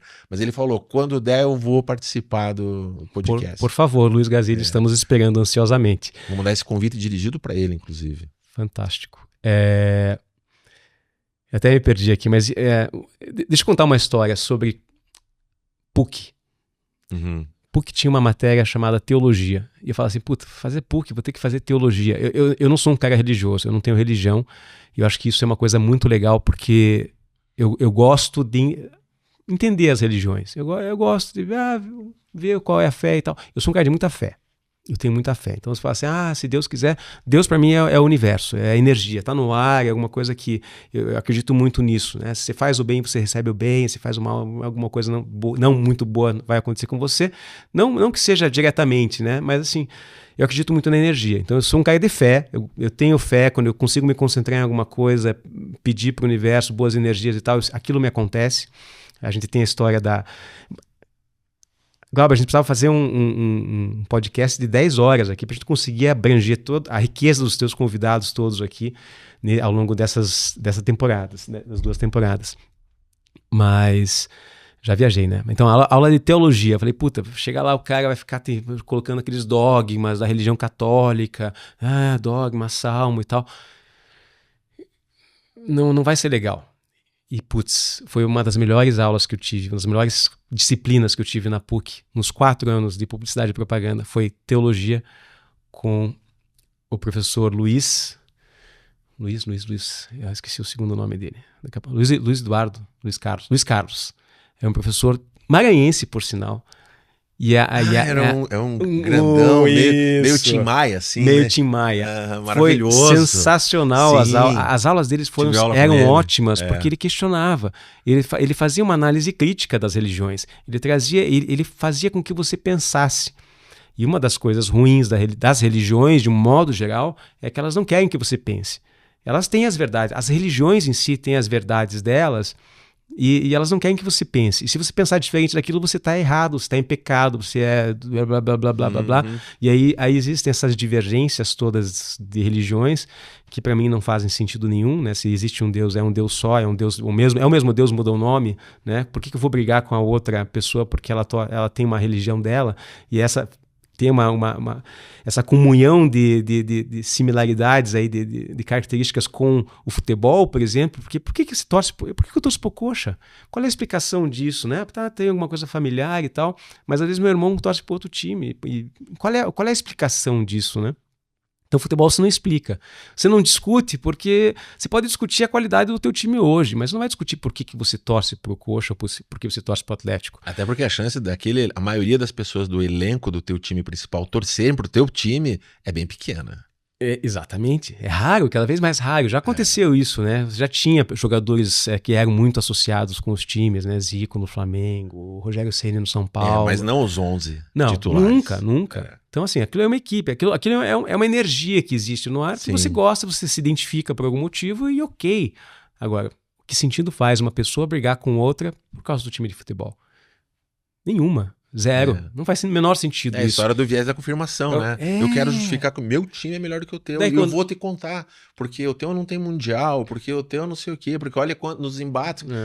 Cara, não. Não leva a lugar nenhum isso aí. Vai lugar vai acabar na porrada. Você vai trazer um monte de argumento que vai justificar que o teu time é melhor do que o meu time, né? E eu vou ter um arsenal também gigantesco para provar que o meu time é melhor que o teu. E ambos vamos provar isso. E ambos não vamos sair do lugar. E ambos não vamos chegar a lugar algum. Mas pelo menos o futebol, ele tem um lado bom que ele gera essa troca. Mesmo que seja de gozação, mesmo que seja de provocação.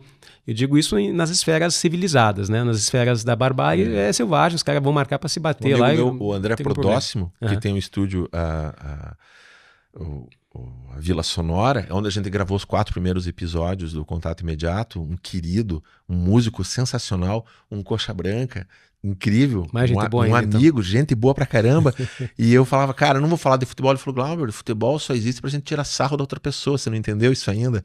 Eu falei, ok, por esse viés, vamos começar então, desde que seja diversão. Então ele tem esse lado da diversão, do entretenimento. Da sociabilização, né? Exatamente, do aculturamento. Ele não pode ser violento. Eu mesmo parei de ir no estádio há muito tempo. Eu não consigo deixar de ser atleticano porque eu não consigo deixar de ser quem eu sou com a minha história. Sim. Meu relacionamento tem a história de família, os vínculos afetivos na infância. Tudo isso é fácil de detectar. Mas eu parei de ir a partir do momento que eu virei pai. E o meu filho mais velho não tinha muito interesse em ir para o estádio, né, ir para o campo, e eu comecei a olhar que tinha muita polícia. E assim, se um lugar tem policial, eu acho que é um lugar perigoso para levar meu filho. Não é um lugar seguro, porque a partir do momento que o lugar precisa ter a polícia, é porque não é um lugar muito agradável, entendeu? Então eu corro riscos que eu não queria ter. Foi a justificativa que eu me dei, né? E me desintoxiquei disso, de verdade. Assim. Não, faz total sentido, né? Se desintoxicar, né? Eu passei uns últimos anos aí sócio do Coxa, eu ia em todo jogo, eu ia com a minha filha todo jogo, até o momento que eu vi que ela estava ficando mais nervosa e mais angustiada e mais raivosa até, né? Do que eu, e xingando mais alto do que eu, e falando uns palavrões que eu nem sabia que ela sabia. E a minha filha tem 19 anos já, mas enfim... E eu falei, puxa, isso não tá fazendo bem pra gente. Né? Passou do momento, assim, o time tava tão ruim, nos proporcionando tão pouco em termos de entretenimento, que ele estava gerando outra coisa, ele estava gerando raiva. Não porque o time perde, faz parte do jogo, um dos dois vai perder, vai empatar e tal, mas falta de comprometimento, falta de alegria no jogar, falta de trazer um pouco mais. Pô, eu não vou pagar para ficar vendo um jogo em que os caras estão jogando pior do que o meu joguinho lá de fim de semana, que pelo menos é divertido, me divirto, falo com o pessoal, tem um resultado melhor. Mesmo que eu perca o jogo lá, mas o resultado final é melhor porque eu saio... Você tem um ganho físico. Tem um ganho físico, tem um ganho... a própria socialização com o pessoal, né? Conversar depois, fazer a resenha e tal. Isso o futebol proporciona, que é uma coisa muito bacana. Isso do esporte, né? Do esporte, de modo geral. O futebol, esse futebol de clubes, né? De dinheiro, a gente trouxe aqui um ex-presidente de clube de futebol. Hernani Buchmann foi presidente do Paraná Clube, que é uma parte muito pequena da história dele. Sim. Um cara extremamente rico, uma trajetória incrível, publicitário, escritor, advogado, um cara que está na ativa, é producente, é um imortal. Imortal da academia. Imortal da Academia Paranaense de Letras. E ele falava assim, da questão do futebol. Ele falava, cara, o futebol é um esporte que traz uma alegria e uma tristeza para duas pessoas diferentes 2 vezes por semana. Ótima maneira de colocar, né? E é isso que acontece. Tem um torcedor que vai ficar feliz e um outro torcedor que vai ficar triste 2 vezes por semana, não necessariamente nessa hora. Porque se reduz a isso. O futebol do torcedor, esse futebol midiático, né? E tem um torcedor esquisito que fica puto até quando o seu próprio time ganha, que no caso fui eu aquele jogo contra o Fortaleza. Eu fiquei puto. Mas é coerente. Né? Eu já fiquei satisfeito de ver o Atlético perder. Eu lembro claramente, cara, era Atlético e Cruzeiro em 2001, foi o jogo de estreia do Dagoberto. Era o Dagoberto e tinha um lateral direito que era o Alessandro. O Atlético perdeu na Arena, não era Arena naquela época, era Baixada, por 2-0 do Cruzeiro, que era uma máquina. Cara, foi um dos melhores jogos que o Atlético perdeu jogando tudo e eu vi. Esse time é promissor. E esse tal do Dagoberto é incrível. Uhum. Depois ele se perdeu, Sim. né? Uhum. Tanto quanto o menino Neymar, devido às comparações, Sim. era um craque que eu vi ali, brotando ali no primeiro jogo dele. E era uma derrota que... Era a derrota do jogo, mas eu via um time crescendo. Mas é um olhar que o torcedor, do modo geral, não tem isso. E eu quero deixar de lado, pelo menos por enquanto, a história do futebol. E eu quero falar de um pouco mais de diversidade. Eu tô com a Carol trans aqui na minha cabeça. Uhum. A gente chama de a Carol Silva, mulher trans, né? Porque a gente teve outras Caróis que participaram aqui do programa. A Carol, uma mulher trans. Até o momento, eu acho que é a pessoa que melhor exemplifica uma das coisas mais incríveis, que é a diversidade, a inclusão e a riqueza da humanidade que a gente trouxe aqui no podcast. E ela foi convidada porque ela veio até nós para gravar, para orçar, para conversar com a gente sobre a possibilidade dela fazer um podcast para ela, do qual ela fez mesmo, que é o Habla Catrava, que é um podcast que fala com mulheres trans, mulheres cis, mulheres homo, mulheres, né? Tem um ativismo feminino ali maravilhoso. E a conversa com ela, né, foi tão rica. Ela veio aqui, chegou às 10 horas da manhã e foi embora 1 hora da tarde, conversando com a gente. Eu falei, por que eu não abri câmera para gravar com essa mulher? Uma conversa riquíssima. A gente convidou e ela veio participar e foi uma conversa extremamente profícua, de peito aberto, sabe? O coração na mesa. Perguntava para ela assim, falar de prostituição é uma coisa que te incomoda? Ela falou, não. Porque é a prostituição que me trouxe aqui, me permite estar aqui na sua frente. E contratar o seu podcast. Contratar o seu podcast. A prostituição, ela é uma circunstância. E falar de prostituição não tem como não falar da questão das drogas. A gente fala disso tranquilamente, porque... Falei, cara, como é bom ter alguém assim com essa coragem. Coragem no sentido de ter o coração à frente, sabe? Isso é uma coisa muito rara, viu? Essa segurança de que não está fazendo algo errado, que precisa ser recriminado por algum momento. E se alguém recriminar, não tá nem aí, porque ela tá fazendo, é a vida dela. Não se coloca no lugar de vítima. Ela é a vida dela e ela não tá fazendo nada de errado. Ela nada reconhece a vitimização como um evento derradeiro, porque é uma mulher trans, né? É mestiça para negra, ela é, né? Então ela tem as maiores dificuldades. de viver numa sociedade que não aceita o não binário. Por que você tem que gostar do claro ou do escuro? Uhum. Por que você tem que se vestir de rosa ou de azul? Por que você prefere a noite ou prefere o dia? Você prefere o samba ou prefere o rock? Cara, por que você tem que fazer essa escolha? Você não tem que fazer essa escolha. Você pode ser de tudo um tanto, em qualquer momento que você queira, né? O grande lance do ser humano é poder escolher, e daquilo que não pode escolher, viver com felicidade e permitir que o outro seja feliz dentro de suas escolhas ou dos seus anseios, seus desejos, seus prazeres. Por que não? Cara, o por que não deixar o outro ser quem o outro é? Esse questionamento, aquilo mudou muito o Pedro em mim, conversando com o ali na minha frente, né? E já era fácil para mim fazer isso, porque eu já vinha nessa caminhada histórica, e eu que já fui homofóbico. Eu que já fui um cara meritocrata. Eu que já fui um cara que desprezava o outro pelas limitações que o outro tinha. E eu que entendo isso sem me culpar, mas me acolho, permitindo que eu possa me modificar e possa aceitar do outro sem culpar ele, permitindo que ele também possa se modificar sem o acusar. Então, isso tudo naquela conversa com ela estava muito à flor, assim, muito acima da superfície, e o meu desafio foi manter isso, manter esse estado alerta, né? Esse estado de espírito aberto para quem quer que seja, né?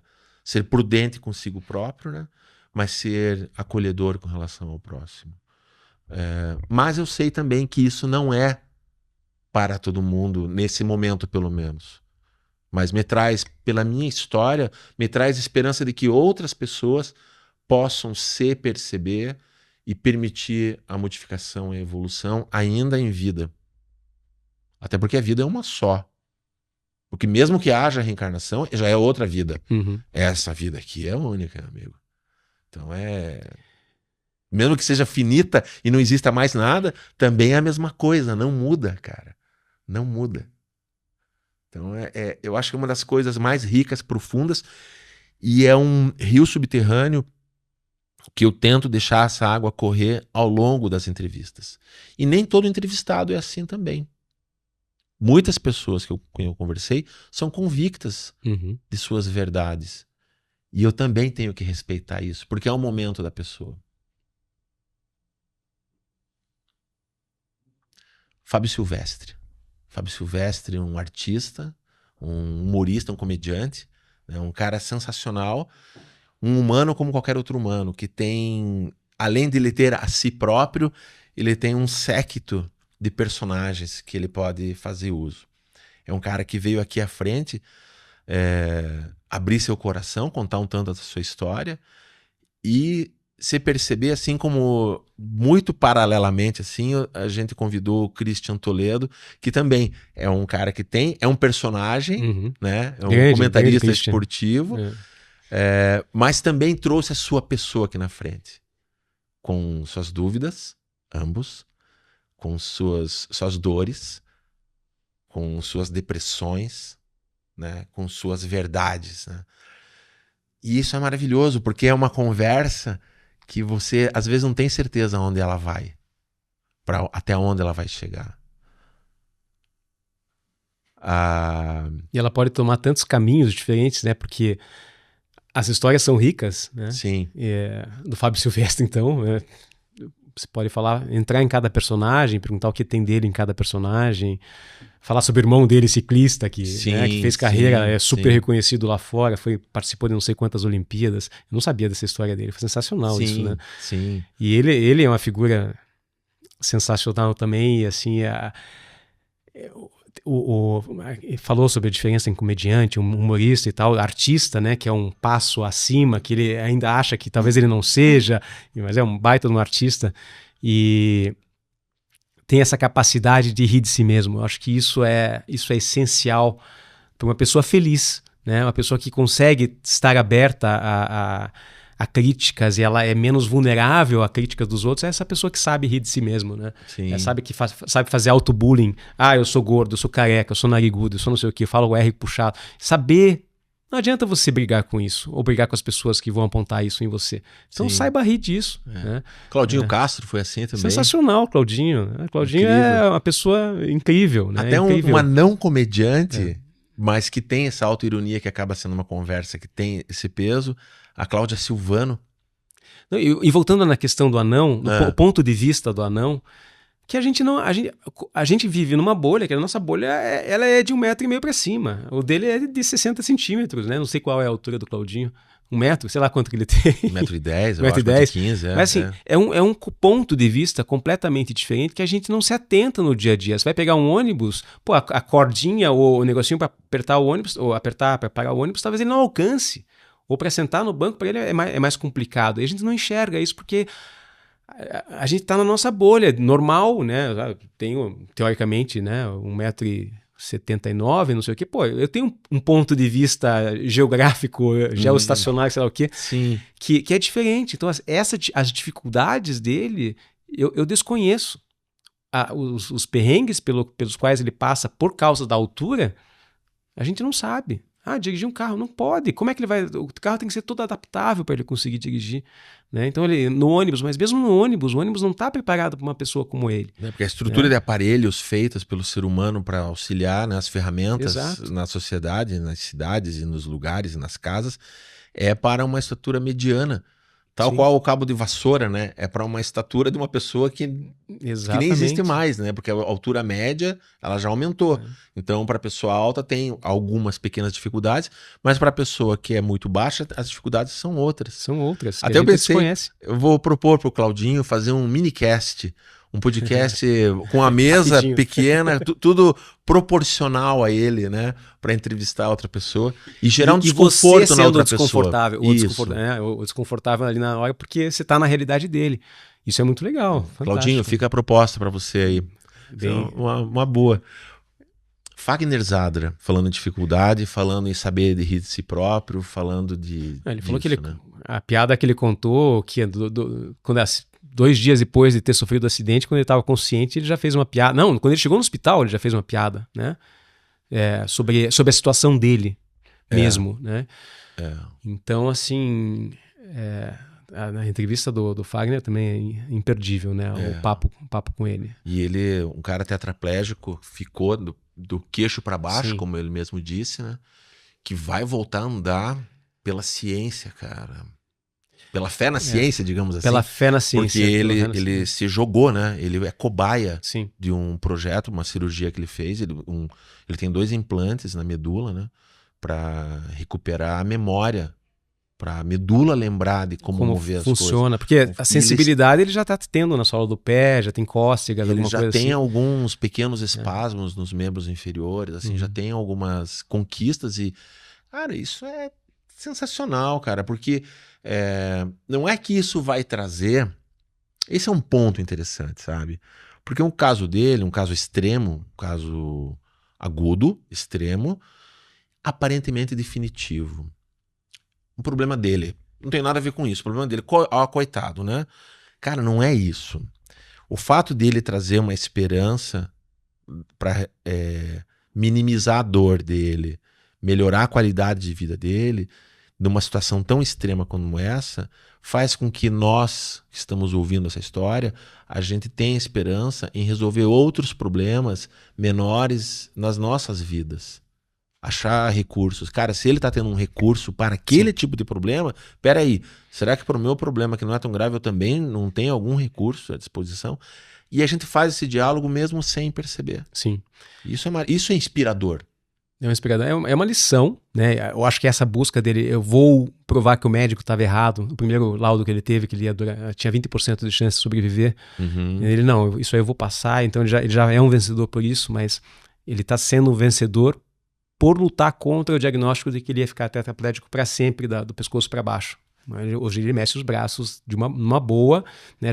E tem essa expectativa toda, essa luta toda, essa busca dele de não desistir, de se agarrar nessa possibilidade de voltar a andar. E eu acredito que ele vai voltar a andar. Sim. Ele acredita. Sim. É extremamente importante que ele acredite e vá atrás, né? E ele não acredita porque ele decidiu isso, não, Sim. porque ele viu essa oportunidade de cientistas que estão trabalhando e ele fala assim, porque já tem outras pessoas que já estão mais avançadas, pessoas que 10 anos atrás estavam fazendo e hoje estão andando. Não, acho que ele vai correr uma maratona. Uhum. Talvez ele não possa nem sequer andar Mas sem aparelhos, né, ajudando. Mas, cara, a vitória é diferente, né? é outro sabor, sim. cara. É outro sabor, Acho que é incrível. toda pequena evolução, todo pequeno avanço que ele está tendo nessa recuperação é uma grande vitória de uma maratona para ele. Porque, puxa, comecei a sentir, mexeu o mindinho. Nossa, sensacional. Comecei a sentir no peito, sei lá o que, mexeu o dedinho do pé. Olha a promessa, a expectativa, a esperança que isso traz. Né? E aí gera um objetivo maior na vida, né? Que muito bem uma pessoa como ele, que já experimentou todas as delícias, digamos assim, de poder de ser uma pessoa com mobilidade total, plena, de repente se vê preso a uma cadeira de rodas, poderia ter um choque de depressão e seguir por aquele caminho que muitas pessoas optam por seguir por causa da dor de não poder voltar a ser aquela pessoa que ele era antes, fisicamente falando. Que é o que aconteceu com a Bia Nick, Sim. que tem aquela doença degenerativa, né? Que a perspectiva dela é invertida da perspectiva do Fagner, né? E ainda assim, como ela fala, ela já é uma terceira pessoa do que ela foi em vida. Né? Então essa coisa de se reinventar, percebendo que há dificuldades agravantes progressivas e ainda assim saber se colocar como ser humano, cara... E olha a energia que ela passa com a voz dela, né? Eu ouvi, a Bia eu não vi o podcast, eu ouvi o podcast dela. A energia que ela passa com a voz, a vivacidade que ela passa, a energia que ela passa, a vontade de viver que ela passa pela voz, aquilo lá te energiza também, né? Ela te contamina positivamente também. A gente trouxe aqui nessa área da ciência, né? Falei da Nora Munhoz, né? Que era veterinária, né?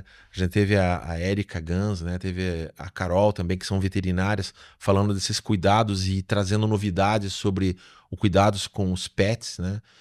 Com relação à medicina veterinária, com relação à parte comportamental. A gente trouxe aqui também o Aloysio Ponti, que é um médico falando sobre, de modo geral, dores de cabeça. E ele me começa apresentando que nós temos mais de 300 tipos de dores de cabeça catalogados em ramos específicos. E eu achava que dor de cabeça era assim, duas causas. De dentro para fora e de fora para dentro, né? É algo que bateu na minha cabeça ou algo que eu tenho um problema de dentro para fora. Não, só aí já ramifica, né? Eu estava falando com a minha filha hoje, o corpo humano é tão complexo. A possibilidade de alguma coisa dar errado é tão grande, tem tanta coisa para dar errado. Você pega a lista de doenças que tem num catálogo de plano de saúde, você fica abismado. O que é isso? Eu não sei 10% do que significa cada coisa daquela, e não quero saber. Não. Eu espero não saber nenhuma, né? Nada daquilo lá. Falando de corpo, né? A Luberlese, mãe com 50 anos. Também uma outra vitória da ciência, somado com uma determinação de uma história de vida de alguém que... Cara, eu preciso ser mãe, quero ser mãe. Alguém que também se modificou ao longo da vida. Alguém que não entendia lá pra trás na vida dela que ser mãe, louca, e de repente teve o chamado. Né? Maravilhosa, incrível, né? A gente trouxe aqui também a Gianni Marli, falando sobre a questão do autismo, né? A professora da rede pública e especialista em questão da TEA, né, transtorno do espectro autista, que é um caso bem curioso, o episódio com ela, porque ela é a pessoa com, proporcionalmente, digamos assim, se a gente olhar em termos de números, é o nosso case de maior sucesso do podcast em termos de audiência. Por quê? Porque proporcionalmente, por exemplo, os números são malucos, né? O Fagner Zadra, que tem 106 mil seguidores no Instagram, ele trouxe 100 e poucos visualizações no YouTube, comparando o Instagram e o YouTube. Um outro comediante que veio aqui, o Fernando Borghi, também uma máquina de cultura e de discussão, uma verborragia incrível. Ele tem 6 mil seguidores, ou seja, ele tem 5% do universo do Fagner Zadra, e ele trouxe mais de 400 visualizações. Ele é 4 vezes mais sucesso. A Diane Marli, ela tem 15 seguidores. Já tem mais de 600 visualizações. Por quê? Porque o que ela traz... E ela estava super nervosa para vir aqui à frente. E eu falava assim para ela, cara, não é você. É o que você tem para trazer. E é um fato. E dela, ela me traz muitas pessoas que eu já convidei aqui e ficaram temerosas de vir aqui. Ah, mas eu não tenho nada para falar. Cara, não é você. É o que você tem para trazer, a tua história, que serve de inspiração e de motivação e de informação para outras pessoas. Então, isso é uma das coisas mais legais. Então, o case dela, a proporção é simplesmente incrível. Aliás, os números, todos os algoritmos na internet, a gente é que meio que desistiu disso, sabe? A gente, nesse momento que a gente está gravando, a gente está tendo o número do YouTube, que é o nosso número base, porque é um material que ele pode ser ouvido, mas ele também pode ser visto, né? Então, essa métrica que a gente olha para o lado do YouTube... a gente está com 500 e pouquinhos seguidores nesse momento, né, registrados ali, inscritos. São, cara, 500 pessoas, da gente pra caramba. Tem gente que manda assim, cara, o podcast de vocês é tão sensacional, vocês tinham que estar explodindo. Eu vou usar uma fala da Maria Marta, ela fala assim, que floresça quem chegue. Sensacional. Que floresça quem chegue, essas informações.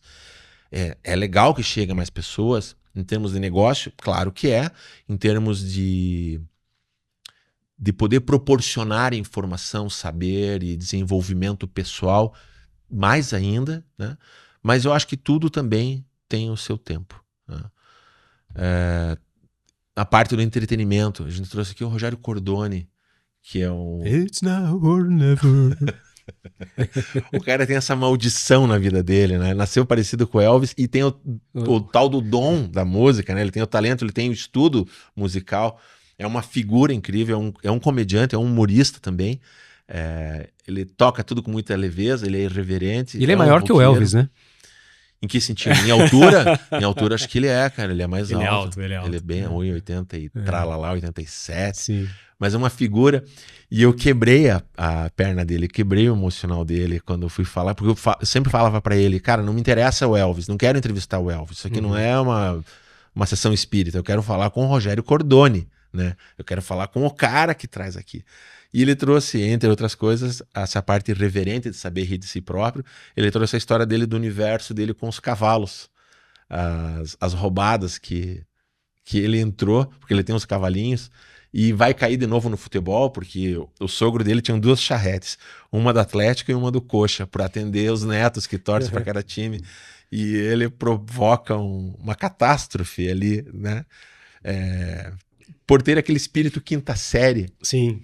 Que acho que ele não devia perder nunca isso, né? Não, ninguém deveria perder isso. Deveria saber usar isso, é um recurso. Não dá para viver assim. Não dá para ser um Sérgio Malandro e ficar no iê o tempo todo, né? Mas é um recurso que você pode utilizar. E falando de cavalos, a Manachara Denaro. O que você achou desse episódio, essa menina? Achei incrível. Eu acho que aquela coisa do predestinado, né? Parece que não existe. Aquilo da vocação que eu falei para você, que eu invejo muito nas pessoas. E tem muito disso, eu acredito muito nessa questão da força de atração, assim, quando você gosta muito de alguma coisa, quando você pensa muito em alguma coisa, aquela coisa acaba acontecendo, né? O segredo, né? Segredo. Mas eu acho que tem muito a ver com energia. Então você brinca até no episódio que ela tem uma fada madrinha, né? A tia dela, que proporcionou... Mas assim, a tia dela só proporcionou aquilo porque ela tinha esse desejo, a Manachara tinha esse desejo desde pequena, desde criança. Ela expressava isso, ela chamava a atenção de todo mundo quando envolvia, quando aparecia algum cavalo, brincava de cavalinho e tal com a irmã. A tia dela é uma entusiasta, ela entrou em contato com a gente, ela endossa, ela é apaixonada pela paixão da Manachara. Então, isso é amor. Esse é o poder do amor, esse é o poder dessa paixão por alguma coisa específica, né? Então, assim, você contagia as pessoas. Quando você sabe que tem um amigo teu que coleciona coruja, gosta de coruja, Pô, você vai viajar, você vai estar com você vê uma coruja, você vai lembrar dessa pessoa, você vai trazer a coruja. Então, assim, acontecem as coisas porque as pessoas sabem que você é tão apaixonada por aquilo. Então, assim, se a tia dela não tivesse sido contaminada por essa absurda paixão da filhada, da sobrinha por cavalos, ela não teria comentado com o sujeito que era cliente dela lá e era dono de um Haras e acabou presenteando a menina com um cavalo. Ela não teria nem falado sobre a sobrinha. Mas, assim, aquilo aconteceu. Então, são as energias que vão se conectando, né? A gente vive num planeta. Engulam essa, terraplanistas, né? É um mundo, é um globo, é uma terra. Então, o que você não joga nada fora aqui. O que você joga, em algum momento isso vai te encontrar futuramente, né? E assim, ela tem uma frase que diz, saudoso Hugo Mengarelli, argentino, incrível, um professor meu de cinema. Uma fumacinha ambulante. Nossa, né? Fumava, acendia um cigarro no outro. Nossa, depois ele parou de fumar até, né? Mas ele falava assim, ele usava uma expressão da psicanálise, né? Que eu não sei de quem que é essa fala, mas ele usava essa fala muito, que era assim: o peixe morre pela boca, porque é por ali que se vive. Uhum. Isso é maravilhoso, isso é muito profundo isso, né? E a Manachara, ela traz uma coisa que é o seguinte: ela é apaixonada por cavalos, mas não basta ela ter isso na vida dela. Ela colocou isso pra fora, ela jogou isso pro mundo. Porque se os pais não soubessem, se a tia não soubesse, se o dono do cavalo não soubesse, se as pessoas não soubessem, é por isso que é importante falar. Sim. Se correr os riscos, né? E assumir esses riscos. Porque é só dessa forma que você realmente vai viver. Tomar essa atitude da fala, né? Primeiro era o verbo, né? E aí vai. Assim como, por exemplo, a Fabi Degani, que é uma ativista, não é uma ONG, mas é um grupo de apoiadores, ela é uma voluntária de distribuir remédios, acolher e distribuir remédios que estão dentro de um prazo de validade e que já não são mais úteis para algumas pessoas e são para outras. Ela faz essa rede, esse network, esse voluntariado é genial, é incrível, é inspirador, né? Por mais pessoas assim no podcast, por mais pessoas assim no mundo. E é uma pessoa que cansa também. É uma pessoa que também passa por suas agruras, seus sofrimentos, seus desafios. É uma pessoa que também é criticada por estar nesse lugar. Porque tem gente que fala assim, cara, isso aí não é problema teu, isso aí é problema do poder público. Sim. Não, cara, não é isso. Se eu tô vendo um remédio para vencer que eu não preciso usar mais, pelo motivo que for, eu sei que de alguém que pode usar, essa pessoa pode ter dinheiro, pode não ter. Não é esse o ponto. O ponto é para onde vai esse remédio aqui? Vai pro aterro sanitário? Você acha certo isso? Então, e quando brota isso dentro da pessoa, a pessoa não consegue mais se desver. E ela entra em ação. Ela se mobiliza. Isso é inspirador também. E a remuneração dela é a satisfação em saber que está ajudando, está podendo ser útil para outra pessoa. Eu acho que se fôssemos mais assim, mais pessoas, né, pensando assim como você falou, tendo essa empatia, né, saber que se você não precisa, alguém está precisando, com certeza, né? Alguém pode estar precisando, Sim. vai fazer bem para alguém. Não funciona para você, não tem mais utilidade para você, mas pode fazer bem para alguém. De novo, é esse entendimento que a gente vive em sociedade e que às vezes a gente tem recursos, não precisam ser recursos financeiros, mas a gente tem essa capacidade de, às vezes com muito pouco, às vezes não precisa se dedicar integralmente a isso, mas você consegue efetivamente mudar o mundo. Quando se muda a vida de uma pessoa para melhor, você está efetivamente ajudando a melhorar o mundo. E é a empatia, é ter essa sensibilidade, se dá esse direito, esse presente às vezes, que é um presente de tentar entender o outro e poder ajudar o outro de alguma forma. Acho que isso muda a pessoa e muda o mundo, né? Se a gente conseguir carregar essa energia positiva, essa energia de pensar no próximo, que o próximo pode estar passando por algum problema que você possa resolver ou ajudar a resolver de uma forma rápida, fácil, por que não? Quer dizer, né? É tão óbvio, né? Porque é daqui pra lá, né? Sim. Tem aqueles que estudam daqui para cá, para dentro, né? A gente teve aqui a presença do Jaime Lauda, que é um astrólogo, um professor de astrologia. Hoje ele não dá mais aula, é uma sumidade. É alguém que me faz questionar muitas coisas, né? E um dos questionamentos que eu tenho, eu perguntei para ele: Jaime, você nunca duvidou da astrologia? Ele falou: não. E aquilo me incomodou no sentido de que eu gosto de pessoas que duvidam, inclusive, de si próprios, né? Uhum. Mas, ao mesmo tempo, isso faz com que ele tenha uma seriedade sobre o estudo da astrologia enquanto uma ciência, porque ela é uma ciência porque ela tem números, ela trabalha com números, graus, né? Com frações, com angulações, né? E ela é uma arte também, porque ela parte da interpretação, da qualidade da interpretação de quem vê aquilo. É um assunto que eu não sei o que você, enquanto canceriano, acha disso. Um canceriano do segundo decanato. Né? Olha, eu sou um virginiano do segundo decanato. Eu acho isso tudo muito rico, né? É muito fácil desdenhar disso e é muito fácil acreditar nisso, mas eu gosto de observar isso, tanto quanto o universo que o Bauer trouxe aqui, que é um parapsicólogo, né, onde ele vem falar de uma coisa que ele fala de tarô, ele fala de desobsessão, né, e ele foi falar de uma história que eu nunca tinha ouvido falar e depois eu resolvi estudar mais, e é um universo próprio, que é a história da apometria. Você chegou a ver isso ou não? Eu lembro dele falando, não lembro exatamente como funciona. A apometria que você utiliza um médium, né? Eu utilizo um médium para acessar, desdobrar o teu corpo astral e trabalhar o teu corpo astral para ver se não tem alguma falha, ver se não tem um espírito obsessor, e você não precisa fazer nada. Em termos de terapia, é uma delícia, porque senão não é uma cirurgia espírita, mas há uma intermediação. Se funciona ou não, eu não posso dizer que funciona ou não funciona. Eu perguntei para ele, funciona ou não funciona? Ele falou, cara, eu aplico a técnica e a técnica traz resultados. Terapeuticamente funciona, muda a vida das pessoas. Então, se muda a vida das pessoas para o bem, é legal. Eu acho ok.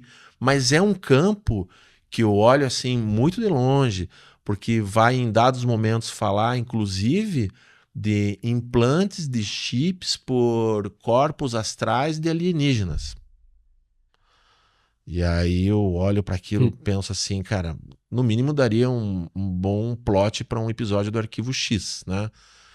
Mas se isso tá na nossa dimensão, está tocando a nossa realidade, é algo a ser, no mínimo, observado com uma certa cautela,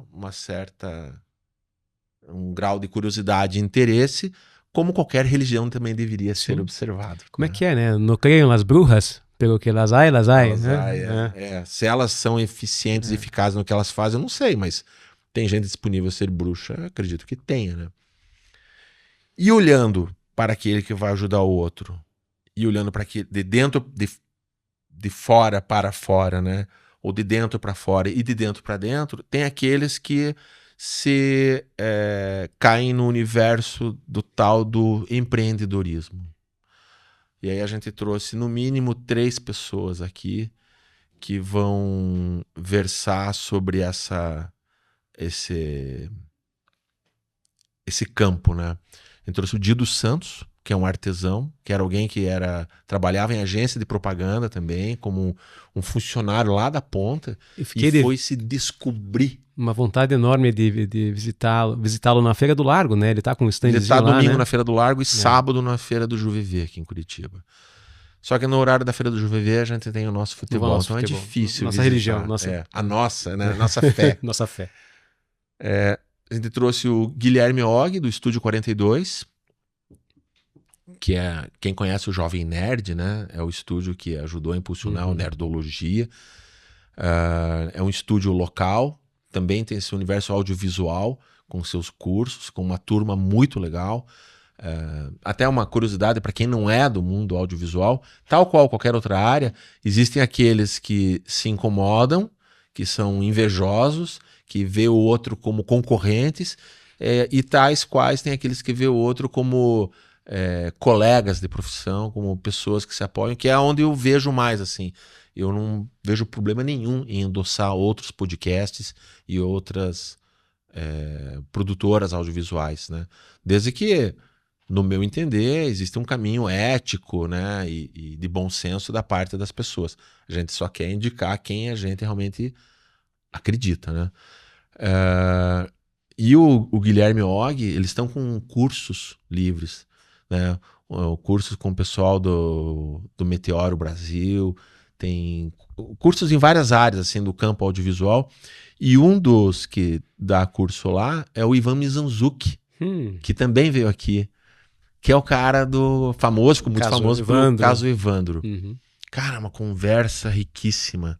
Eu acho que foi a pessoa que eu fiquei mais nervoso de entrevistar aqui, porque você é fã. Eu sou fã, admirador do trabalho do cara e respeitoso com a disciplina dele sobre a comunicação. Sobre os métodos, a metodologia dele é incrível, é sensacional.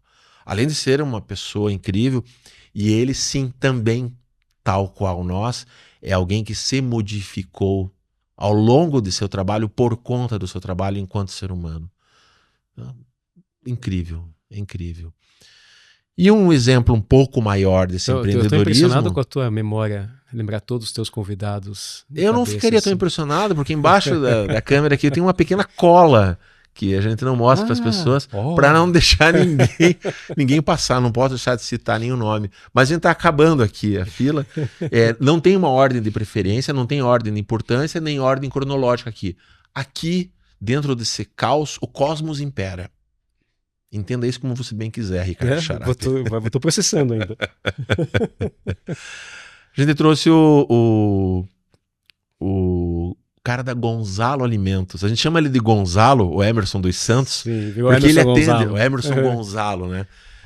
Que é aquelas histórias de mudança de vida profissional que mais me inspiram, não pelo sucesso que ele teve, mas pela coragem que ele teve de largar um emprego bem remunerado numa empresa multinacional, estável, há mais de 10 anos trabalhando, com grandes garantias, com uma família sendo construída e a mulher grávida do primeiro filho.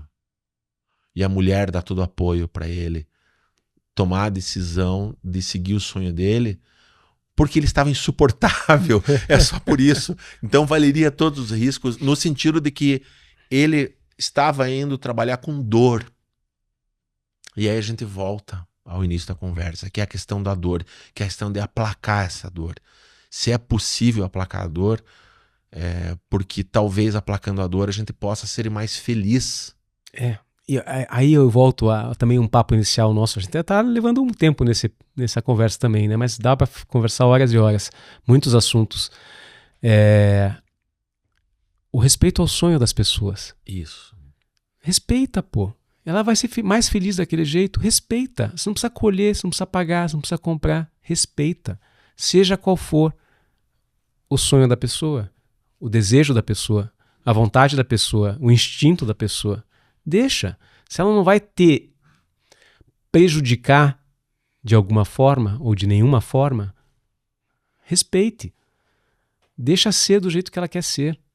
Deixa viver, deixa viver o sonho, deixa realizar o sonho, deixa quebrar a cara às vezes tentando realizar o sonho. Né? E pronto, você não está gerando nada, você está gerando algo positivo para o universo, uma energia boa. Só isso, só pelo fato de respeitar.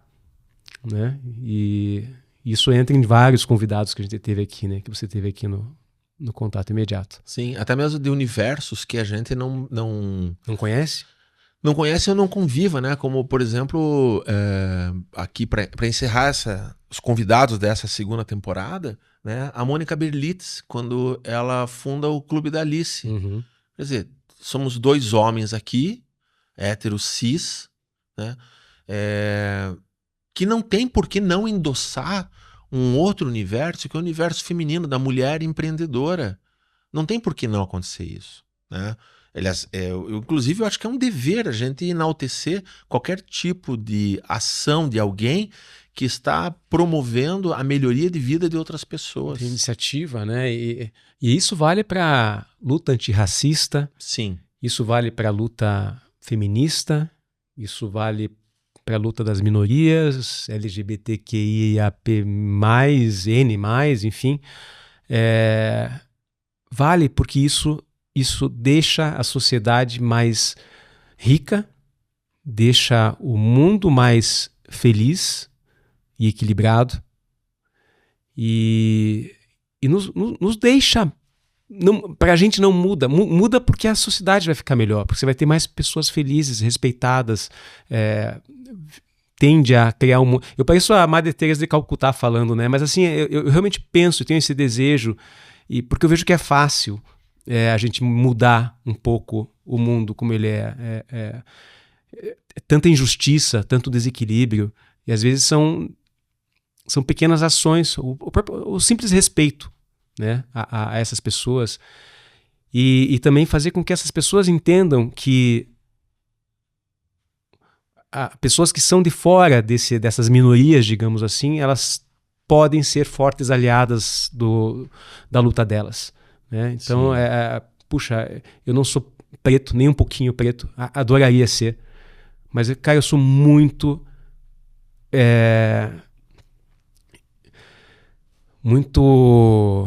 Me faltou a palavra aqui, mas eu tô muito junto nessa briga antirracista, eu tô muito junto na briga feminista, porque são coisas que vão melhorar o mundo se forem resolvidas, ou pelo menos mitigadas, né? Essa questão do desequilíbrio, essa questão das diferenças sociais, dos abismos sociais, que é a questão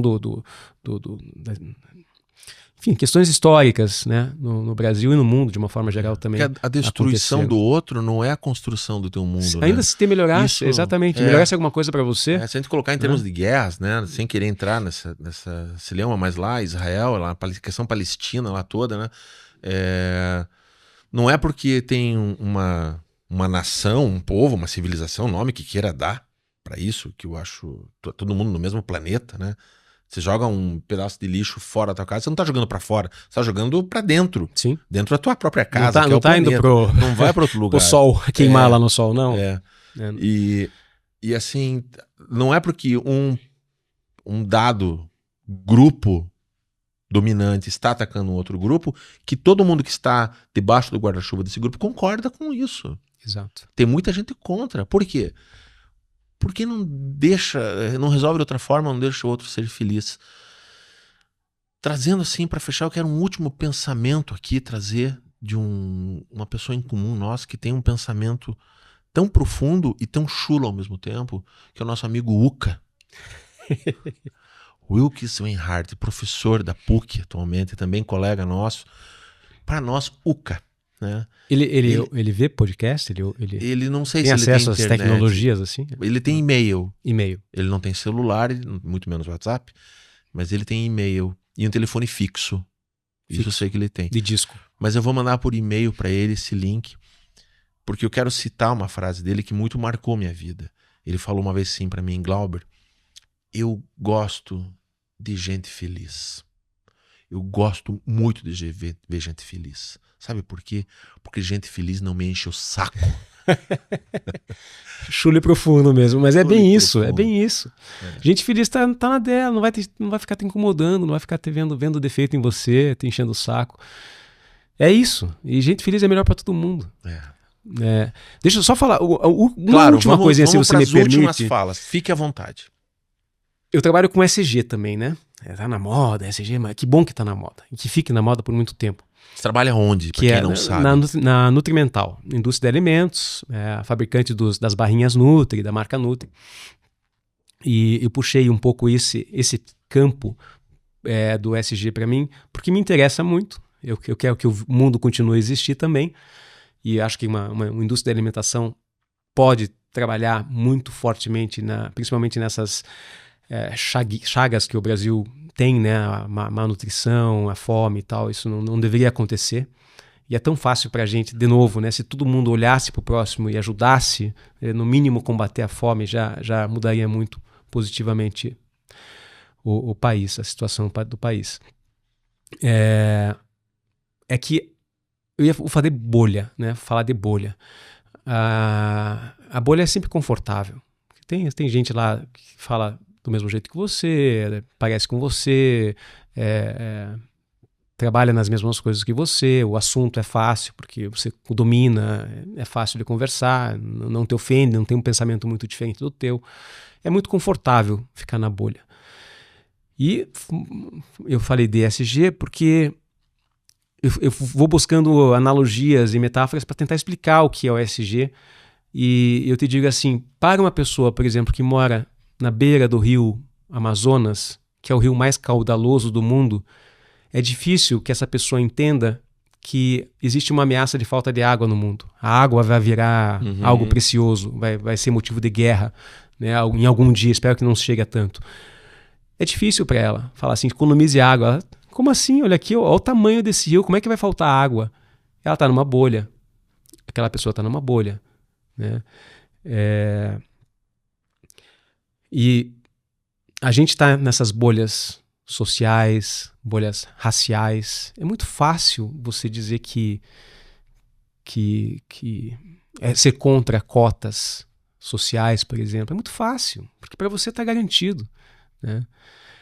Mas a gente tem que ter esse olhar. Né? Eu estou falando em analogia, eu entrei em ESG. Para mim, ESG é o seguinte: a gente está num avião.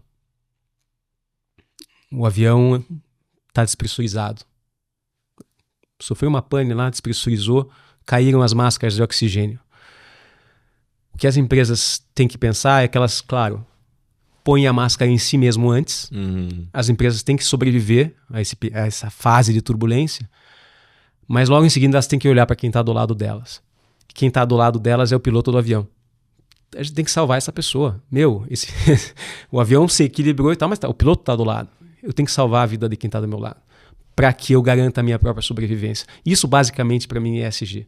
Né? Então, não adianta você ser uma empresa que está indo muito bem se o mundo em que você opera, a sociedade em que você serve, ela está mal das pernas. É simples assim. É simples assim. Senão é só uma outra bolha sendo construída. Exatamente. E que não vai durar muito. É uma bolha de sabão. É uma bolha de sabão que é frágil. Tão frágil quanto é o nosso meio ambiente, o nosso ecossistema hoje. Então é aquela coisa do UCA, né? Viva o UCA. A gente precisa de uma sociedade feliz. Feliz. Para ser feliz, ela precisa ser equilibrada, em todos os sentidos. É isso aí. Então a busca, eu acho que a luta é essa, é tentar fazer com que a gente tenha uma sociedade menos desequilibrada, né? Não vamos ser aqui a Madre Teresa de novo, uma sociedade menos desequilibrada. Se a gente conseguir fazer um pouquinho disso a cada dia, a gente vai melhorar muito a vida de todo mundo. É engraçado que falando assim é óbvio, porque é óbvio. É óbvio. Ninguém vai ouvir e falar assim, nossa, eu nunca pensei nisso. Mas e aí? E a atitude, né? Exato. Né? Então tem que demandar isso o tempo todo, né? Nós vamos encerrar esse episódio porque eu não quero que você quebre o recorde do episódio mais longo Hernani? aqui, que é do Hernani. Vamos preservar não. o mestre Eu Hernani. não tenho aquela biografia toda lá, não. Tem que respeitar o mestre Hernani. Temos que ainda carpir muito trecho para chegar lá. Quem quiser te encontrar nas redes sociais, te encontra onde? Me encontra no Instagram, se não me engano é rschrap. A gente coloca ali certinho, bem complicado. Ali. Me encontra no LinkedIn também. E no xarap.biz, que é o nosso apoiador master desses últimos episódios. Agradecemos demais aqui. Preciso até colocar os episódios lá no site. O site eu não mexo faz uns 5 anos, pelo menos. Tem que legal fazer. Demais isso. Fica o convite, né? Se você conhece alguma empresa que queira também apoiar o nosso canal, né? Vai bem demais. A gente vai entrar no que a gente chama de uma terceira temporada. Mas deixa eu só fazer uma parte, porque você falou daquilo de colocar para fora, de externalizar o que você faz para que as pessoas cheguem até você, e, né, como foi o caso da Manatiara, que falava, a tia sabia que todo mundo sabia que ela gostava de cavalos e aquilo acaba convergindo em favorecê-la de alguma forma, né? Vale para a empresa. Né? Você tem uma empresa, faça a tua empresa aparecer principalmente se você tem a chance de fazer a empresa aparecer em conteúdos tão ricos e interessantes como é aqui o caso do Contato Imediato. Faça como a ShrapBiz, anuncie no Contato Imediato. Porque não é só trazer a marca da empresa e um suporte financeiro para dentro do projeto, mas é poder levar o projeto para dentro da empresa, né? Porque isso é um commodity também, né? De estar sendo entusiasmado para isso. Qual que é o símbolo mesmo da propaganda? É o galo, né? É o galo. Porque não basta botar o ovo, tem que cacarejar também. Sim. Tem que ter alguém que cacareje e diga que aquele ovo está pronto. Então, se você tem alguma ideia, a gente vai abrir... Mas o galo não bota ovo ainda, mas né? Ele avisa. Tá, ele que avisa. dá. O dia nasceu. Ele foi contratado pela galinha para anunciar o ovo. Foi licença poética na publicidade. Não me faça me desmentir na frente da visita, Ricardo Xará. Tá certo. É verdade, mas a galinha cacareja quando ela bota o ovo. Cacareja. Acho que essa é a história, na verdade, não é o do galo. O galo canta cedo, ele desperta cedo, enfim. Que não tem nada a ver com a propaganda também isso, né? Pois é, e o símbolo é um galo, não é uma galinha, né? Devia ser uma galinha, talvez fizesse mais sentido. Vamos propor uma revolução. A gente vai para essa terceira temporada, uma leve ajustada na roupagem, uns leves ajustes dos nossos Reels. Eu quero colocar Reels que convidem mais a assistir o episódio do que colocar o episódio e depois Reels que sejam correlatos. De alguma forma, a gente tendo recursos, vamos em algum momento construir uma newsletter, né, para eventuais apoiadores pessoais, para que tenham acesso as informações de antemão, né? Inclusive com relação aos convidados e a pauta dos convidados, até mesmo para que possam fazer perguntas, né? E em algum momento também nessa terceira temporada teremos alguns programas ao vivo, né? E já teremos até o final do mês uma possibilidade de uma conversa, de um podcast à distância. Temos um convidado de fora que se propôs, né, a participar, mas ele fala, talvez eu não consiga a agenda de estar presencialmente, mas eu quero poder participar de alguma forma à distância, que é uma possibilidade tecnológica que nós também temos aqui para oferecer para outros clientes também. Então, por favor, se você tiver alguém para indicar o nosso podcast, para compartilhar o nosso conteúdo, comente, né, curta. Nós estamos colocando já uma coisa que estávamos em débito, eu estava em débito comigo mesmo, porque eu acho importante ter. Estamos com playlists dos cortes, estamos subindo aos poucos os cortes dos episódios, para aqueles que não querem assistir um episódio inteiro, querem pegar um trecho só, uma abordagem específica, então a gente está fornecendo isso a mais, até mesmo para que isso possa inspirar a pessoa a assistir o episódio completo também, se interessar para ela. Porque às vezes dentro do episódio tem algum fragmento que seja realmente importante para chegar em alguém. Então, permitir que pessoas compartilhem esse tipo de informação. Eu agradeço muito o teu tempo aqui, Ricardo. Agradeço demais o tempo de quem nos acompanhou até aqui. Estamos à disposição para sugestões, para comentários, para críticas, porque o nosso objetivo é manter essa mente aberta, se questionar, né? Mais se questionar do que questionar o próximo, né? E ver até onde isso pode nos levar. Muito Últimas bom. palavras? Eu agradeço o convite, né? Novamente, é um prazer muito grande, é um presente, como eu falei para você, estar aqui e acompanhar toda essa riqueza de conteúdo que vocês geram e dizer que eu estou ansioso pela terceira temporada aí do Contato Imediato. Vai ser um sucesso, sem dúvida. Maravilha. Obrigado a todos e até o próximo episódio. Saúde.